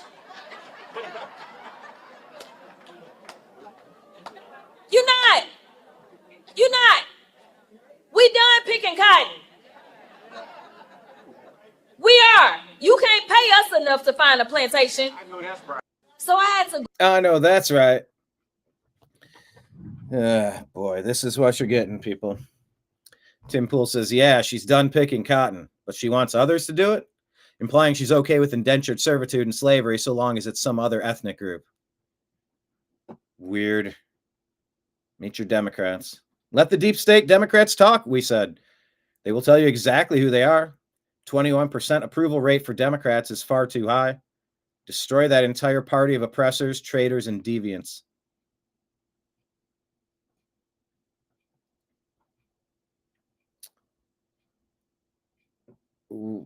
Kash Patel talking about Judge Juan Merchan. Should he have ever been assigned to Donald Trump's case? And if not, why not? It's just amazing that he would say that. It's shockingly unconstitutional, Trace. It's great to be with you, and I'm here to announce on your show a measure that I'm working with Congress that should be Congress's bread and butter. And I'm calling for the subpoenas to be issued to Judge Merchan's daughter's company, who made $15+ million from the illicit information pouring out of her father's courtroom. I want to know the bank records, because money doesn't lie. Yep. I want to know how deep it is and how much of it went to the family and how much of it is going to the family after this false conviction. And then we need to investigate the FEC actual violations that this judge and his family conducted, because he should never have been overseeing this trial to begin with because of the illicit campaign money that was flowing through there, and the unconstitutional due process violations are only the beginning. So America is calling for accountability of our judicial system, and Congress is the only lever that has it, and I'm hoping for one or two brave members of Congress that I'm talking to issue those subpoenas ASAP. So he's waiting for the subpoenas to get that going. Daughter's company allegedly made $15+ million from the illicit information. Yeah, that's called conflict of interest. Tara Bull here is asking, why is the media silent about this? Inflation has fallen to 1.22% per Truflation. I can't claim to know what this exactly means. Down 6.15%. So it was at 7.37% before, and now it's down to 1.22. So this is a year-to-date low, 1.22, and a year-to-date high, 3%. I'm trying to make sense. Why is this minus? Sorry, guys. I don't know how to read this. If any of you can understand what this means, please break it down. But every time I see these graphics, I got to just kind of double check, make sure I understand what we're talking about. My Cleveland franchise is set to have their home opener today, coming up in about an hour, about 35 degrees. I don't know why the schedulers ever put games in open air stadiums in early April. It's really not a good idea. We should be on the coasts or in domes. You know this. Do better, schedule people. Anyway, that'll be today. Here's Elon talking with Sean Hannity about what's going on with all of the backlash. Countries. You're working on helping the blind see and all of these other things. Is it really come down to the basic, you're aligned with President Donald Trump, who also is a friend of mine, and that you have identified well over $100 billion in waste, fraud, abuse that our federal government never should have been spending? Is that what it comes down to? Yeah, it turns out when you take away people's, what the money they're receiving fraudulently, they get very upset, and they basically want to kill me because I'm stopping their fraud, and they want to hurt Tesla because we're stopping this terrible waste and corruption in the government. And well, I guess they're bad people. Bad people will do bad things. Well, I know that overall, financially, in the end, yes, they can hurt you, but the people that they'll end up hurting are the people that work in your dealerships that may risk losing their job. The people that they may end up hurting are the people that work on the line and build the Teslas. They're going to be the ones hurt. And that to me is despicable on their part, just because they might have a political difference or perceived political difference. Let me. It is sort of a shame. Sort of. It's such a shame. The left tries to destroy anything that they can't. Anything they disagree with, they try to destroy it. And the right's just kind of like, hey, just, do your thing over there. Like, whatever the thing is. Like, all right. But no, we're not going to do it that way. You just do it over there. That's not good enough. You have to be destroyed if you have a difference of opinion. Luckily, at 21% approval rate, most people 4-1 are not agreeing with it. This post here, axiomatic enemy of the state. The people who claim they're going to drastically cut spending are now bragging about $1 trillion military budget. You've been bamboozled once again. This post is unavailable, is it? Okay. I don't know. There's something about the U.S. reacting. Oh, maybe it was this. Is this the actual Zelensky account? 8.1 million followers. Their military captured 2 Chinese citizens who were fighting as part of the Russian army in Ukrainian territory in the Donetsk region. ID documents, bank cards, and personal data were found in their possession. They have info suggesting there are many more Chinese citizens in the occupiers' units than just these two. We're currently verifying all the facts, intelligence. How will China intend to respond to this?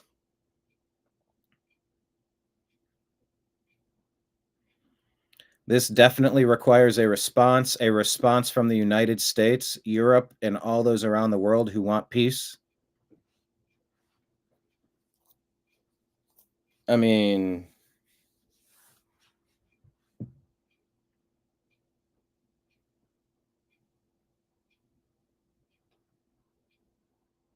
I don't know. What are you supposed to make of this video? Boom, boom, boom, boom, boom, boom, boom, boom, boom. 然后我的 commander boom， 然后就哇 Speaking English. 啊，然后我就呀然后他就就跟那个 I don't know what I'm watching here, but it's out there. Kamala doing the money laundering. Anyway, whatever that's about. Here's an Arizona cattle rancher talking about these Trump tariffs. It's good info to think about. You want to talk about the stories and how this impacts people? Well, here's a way. Out in Aguila, Arizona, you have to watch for cattle. Brian Engelman is a third-generation Arizona rancher. These are all Hereford cross cattle. The black ones are showing the Angus more, and the red ones are showing the Hereford more. His cattle ranch produces enough beef to feed 4,000 families a year, but that number could be a lot higher. What we would like is to have access to these foreign markets. Cows like the ones behind me will be steaks in a year, and Engelman says if Trump's tariff plan works, ranchers like himself will be able to sell those steaks in international markets that right now they just don't have access to. Australia ships a lot of beef into the United States, and that's fine, but they won't let our better cuts go into Australia. We have zero sales in Australia right now, none. And they sell billions of dollars in the United States. Even with the stock market dip. I am a Trump supporter. Engelman wants people to be patient with President Trump. You just need to let this guy work for a minute and see what it's the art of the deal. You got to let him negotiate. He's been negotiating well for the American people before. I think we give him a chance to do it again. You catching that? Give it a chance. Let's let him get to work. More tariff talk here. More tariff talk, yes. And I appreciate what the president is doing on tariffs, specifically in our home state of Wyoming. In terms of beef, the cattle producers, they're saying it is about time. Yeah. One of the countries that you just showed on. This is John Barrasso, senator. That slip before I came on, Australia. Australia has sold $29 billion worth of beef in the United States, and we haven't been able to sell one hamburger in Australia because of barriers. They showed Thailand, 30% tariffs on beef coming from the United States. Vietnam, 50%. You look at these numbers, and the ranchers of Wyoming are saying, thank you, Mr. President, it is about time. And I appreciate what the... There you go. J.D. Vance says the Supreme Court today rejected the idea that far-left judges in D.C. can overrule President Trump's immigration enforcement. This is a major loss for the lunatics and a major win for the American people. Onward. From J.D. Vance. Gunther saying she chose MS-13 over Americans. Huge disappointment. Amy Comey Barrett. Florida won the national championship. Gators win the first title since going back-to-back in 06 and 07. Congrats. Today, Ripple announced it is acquiring Hidden Road for $1.25 billion, becoming the first crypto company to own and operate a global multi-asset prime broker.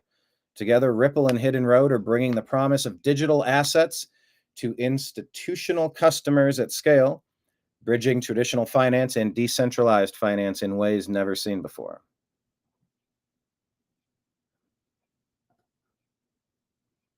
So there you go. largest ever deals in the crypto space, but the price tag isn't what's most important. It's that this deal makes a once-in-a-lifetime opportunity for crypto to access the largest and most trusted traditional markets and vice versa. All right. So they seem to think it's a pretty big deal. President Trump was talking with John Rich. He said, "Why are people booing me at the rallies when I bring up the vaccine?" And I said, "Here's why they're booing you, Mr. President. Because every human..." Hang on. Is that what he's saying right here? Just been listening. And Trump gets through eating, and you've seen him do this move right here. Yeah. Wherever in the big boardroom he does this. Okay, that's what he does. He goes, "Can I ask you a question, John Rich?" He never calls me John. John Rich. I look at him, I go, "Yes, sir. What's the question?" He goes, "Well, you do a lot of big shows. Like, you're an entertainer." "Yes, sir." "You play for really big crowds?" I go, "I do. I play for really big crowds for a long time." He goes, "Well, have you seen these rallies I'm doing? Like, it's 30, 40,000 people." I said, "Yeah, it's unbelievable." He goes, "So here's the question. Why are people booing me at my rallies when I bring up the vaccine?" This is the question from the President of the United States. A guy who is very proud at that moment of the fact that he was able to stomp the gas pedal and get that thing out because he's under the impression this is going to fix the problem. Operation Warp Speed. That's it. Yeah. Okay, so here's a guy who, to his own admission, one of the biggest egos on the earth. Yeah. And he's very proud of this. And I respect him to, there is no limit. Right. But I'm being asked a very direct question. And so, man, I looked at him and I said, "Okay, I'm going to tell you the answer and you're not going to like it." He goes, "Okay, what's the answer?" You're going to look at me like this? I said, "Let me start off by saying this. We, the American people, do not trust the people that you were forced to trust at the time when this was happening. Let's start there." And I said, by the people we don't trust, here's who I mean. The FDA, the CDC, the NIH, the WHO, Fauci, and all the rest of them. I said, "Mr. President, we consider them to be a bunch of murderous, depopulationist psychopaths." And his reaction was... That's a good way to start. His eyes are, he goes, "Unbelievable." Unbelievable. He's stunned. No, he is stunned that I said that. I said, "Now, let me tell you why they're booing you." I said, "Because all of them, including me," I said, "I would boo you. I would boo you." Did you really? You did not. I would boo you. Really? If you brought that up, and here's why. And he's looking at me, and I'm thinking to myself, this is the last time this guy's going to invite me to anything. Yeah. He's never going to call me again. I'm throwing massive shade on a former president's, in his mind, one of his biggest accomplishments. And it dawned on me, nobody had told the man what I was telling him right now, because they all work for him. They all got something to gain from him. They're not going to tell him this because they're not serving him well. By the way, to the people that want to give President Trump some grief about having celebrity friends, you know what? You get some. If you become a celebrity, you must be doing something, right? You must be. Okay, maybe not. Maybe that's not coming out the right way. There's a lot of successful people that are very talented at life. If you're successful in one realm, you can be successful in other realms, and people have wisdom that can come through. And I've had the unpleasant scenario of having to engage in conversations with people and say things that they didn't want to hear. And that doesn't always work out well for the person that's saying it. That's just the truth of it. That's I learned later that maybe I shouldn't have an opinion on certain things. Just, I'm going to sit this one out. You don't want to know what I think. But many times I've done just like John Rich here. It's like, permission to speak freely. I'll tell you everything I'm thinking. I'll always tell you people that. It's fun. I like having interesting conversations. I don't like boring conversations. I don't work for him. And you know, who would think to have this conversation? It's like, well, he'll be honest.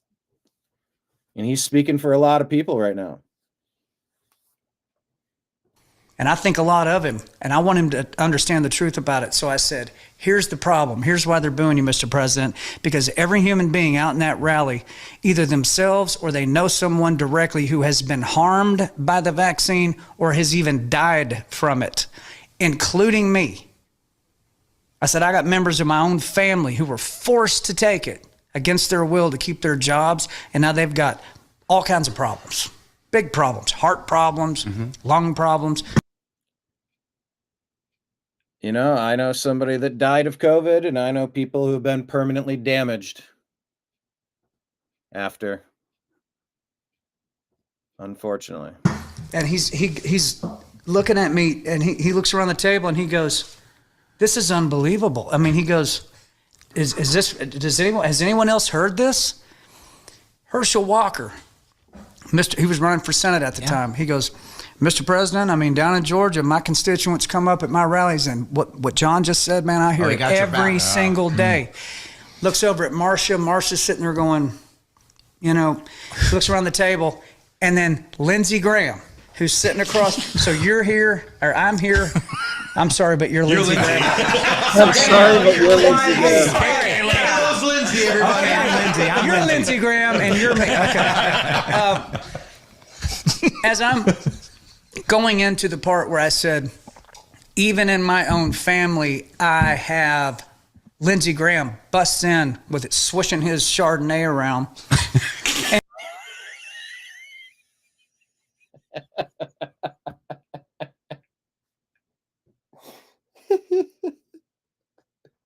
I don't know if I've ever heard something that it's swishing his Chardonnay around. Thank you for painting that picture. That's exactly what we were hoping for out of this Lindsey Graham moment. I have Lindsey Graham busts in with it swishing his Chardonnay around and said, Mr. President, if you listen to conspiracy theorists like John Rich, the Democrats are going to take credit for what you did, and they're going to beat you in the next election with it. So I'm looking at Trump, and he's sitting over there, and he does that, and I looked at him, and I said, do not interrupt me when I'm speaking. Do you understand me? What? And he looked at me, and he goes, well, I didn't mean to disrespect. Mr. President, if you listen to conspiracy theorists like John Rich, the Democrats are going to take credit for what you did, and they're going to beat you in the next election with it. So I'm looking at Trump, and he's sitting over there, and he does that, and I looked at him, and I said, do not interrupt me when I'm speaking. Do you understand me? What? And he looked at me, and he goes, well, I didn't mean to disrespect you. I go, yeah, but you did. So, Right now, you look like Wyatt Earp. And it's very intimidating. Trump is right here. You're Lindsey Graham, okay? I go, I'm holding him. Oh, good. Yeah. You're Lindsey Graham. I look back up at the president. I look at him one more time. I go, now let me finish what I was saying. Oh, man. And then I finished it. Okay. That. Trump ended that by saying, so I guess no more vaccine talk. I said, I think that's a good idea. I said, I think you're going to learn a lot about it.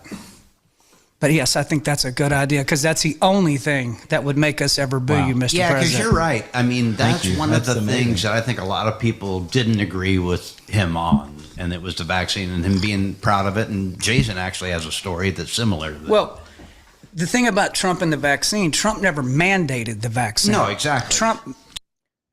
Very important point. It was there. It was available for someone that wanted to claim that was the only thing that you could do. Then if you want that, you can choose to do that. It was also kind of mixed in with bragging about it and selling it. There's more to it than that, but it was never forced. Said, you're all the doctors, go figure out how to make this stop. We need to make this available. And he trusted these people that we now all know are a bunch of depopulationist animals. We all know that now. Yep. For countervailing views, go to cdc.gov, who.int, and cisa.gov/rumor control. They don't like people having conversations about our health. What a weird thing to not allow people to discuss freely. I'm not a doctor. Nobody's a doctor. Even the doctors, do you trust them? How much can you trust when you've been lied to so many times? So it's not a matter of mistrust or distrust. It's just there is no trust. So we start from an equal level of I don't know and I don't trust. Can you educate me on where you think I am and where you think the next step could be if we wanted to address some of these things? It doesn't have to be the way that it is. But that is fair. Trump never mandated it, and that's a big, big freaking deal. That pretty much absolves him from any of the bullshit. And he doesn't know. What he knows is he's trying to trust the nation's top health experts. Unfortunately, the people at the tops of these organizations, well, we've learned a lot about them now, haven't we? And we're not done learning about them either. A lot more is going to come out in this year, I promise you. This story's wild, though. But he never mandated it, because mandating an experimental medical procedure violates the Nuremberg Code. It's a crime against humanity. Yeah. Which I hope we see that play out. Please. Because people need to be held accountable for that in a major way. I think it will. Yeah. So that was the story there. So, again, he has called me since then. He does text me back from the Super Bowl. He has invited me to more. So I did not lose my friendship with him. I think if anything, based on a couple of things he's asked me over the last year or so, he probably appreciates the fact that I'll say something to him that he don't really want to hear that. And these people with an inner ear to President Trump are crucial lifelines. Because that's what Trump does. I was starting to get to that point earlier on today's show. I don't think I finished the point, but what I was saying is that President Trump has that unique ability to sit down and make you feel like you're the most important person in the room. And he will legitimately ask your opinion and consider what he's hearing. Make your case. You talk to enough people, you'll hear a lot of perspectives, and sometimes you'll hear things you don't expect, which is why you ask in the first place. And that's his superpower. I really don't think I finished that point that I was making. Sorry about that. Anyway, that was pretty wild. Victor Davis Hanson talking about the economy, if you want to hear his thoughts. China are so destructive of their economies. Why is China booming? How did India become an economic powerhouse when it has these exorbitant tariffs on American imports? How did Vietnam, of all places, become such a different country, even though it has these prohibitive tariffs? Why isn't Germany, before its energy problems, why wasn't it a wreck? It's got tariffs on almost everything that we send them. How is the EU even functioning with these tariffs? I thought tariffs destroyed an economy, but they seem to like them. And they're angry that they're no longer asymmetrical. Apparently, our people who are tariffing us think tariffs improve their economy. Maybe they're right. I don't know. The second thing is, why would you get angry at the person who is reacting to the asymmetrical tariff and not the people who inaugurated the tariff? Why is Canada mad at us when it's running a $63 billion surplus and it has tariffs on some American products at 250%? Doesn't it seem like the people who started this asymmetrical, if I could use the word trade war, should be the culpable people, not the people who are reluctantly reacting to it? China has... That's the point I'm making. He's trying to call them out for the tariffs and trying to get them to stop. And that works for me. A bunch of Gen Z voters at South Carolina University. Charlie Kirk proved me wrong. A massive child abuse ring exposed in Florida. Over 1 million videos involved, including babies. Very glad to see efforts to stop any of that stuff.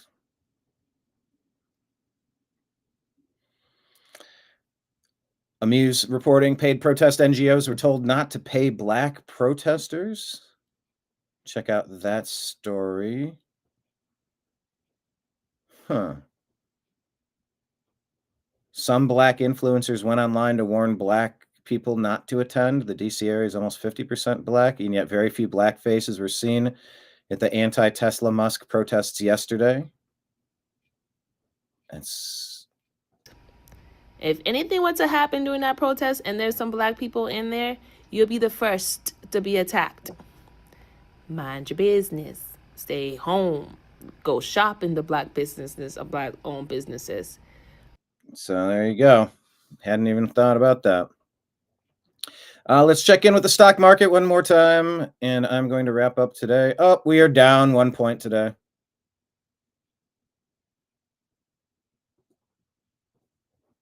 We were up. We were doing so good. Now we're down a point. All right.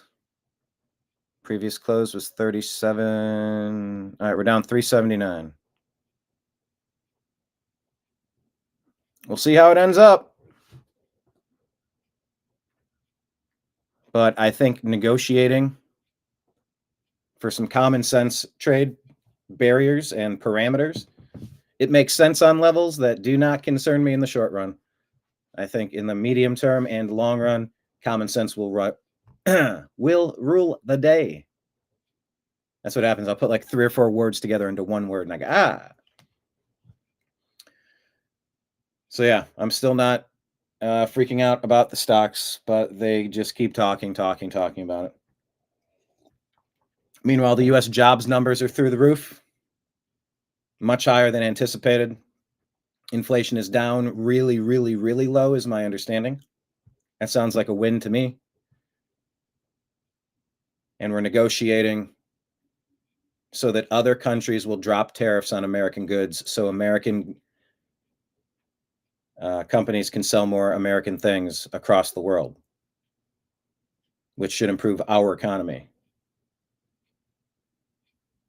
and make those businesses stronger to change the global trade routes and the trade supplies. Hence the reason to be involved in Greenland. Hence the reason to be involved in the Panama Canal. We're reorganizing the board, reorganizing things. And if this reorganization is going to help Americans, and humanity in general, then I'm going to be in favor of that. So that's what brings me to the news every day to figure out what's happening. And that's why I appreciate having you here today on the New American Media. Like I said, go to cisa.gov/rumor control, the CDC, and what is the other one? What's it say? WHO and CDC websites at the bottom. Follow the New American Media on Instagram, Facebook, True Social, Rumble, Odyssey, Twitch, Kick, DLive, YouTube. Just search the New American Media. Telegram and Signal at TNAM and TNAM Chat. TNAM and TNAM Chat. On X, we're at American_media_. And subscribe to our podcast, The Agree to Disagree Show. That's the one that covers The Agree to Disagree Show and the TNAM AM Show. That's on Spotify and Apple. Subscribe to The Agree to Disagree Show, please. And then finally, we're on Patreon at The New American Media, Venmo at Brian Engelman, Cash App, $ Brian Engelman, and PayPal at Fuzz Installment. If anybody would like to contribute to our operations. That's all I have for you today. We'll check back in tomorrow. Follow us in all the other places, especially Rumble and X, because we can't rely on all of our YouTube audience to come over because we just can't build a foundation with those people over there. But we exist, and we'll lose you as an audience if you only know us on that platform. So jump over to Rumble and on X and Truth Social, all the places I told you. And we'll go from there. All right, signing out. I appreciate you. I love you, and we'll talk to you again soon. Take care, everyone. Peace. See you, Bella's chance.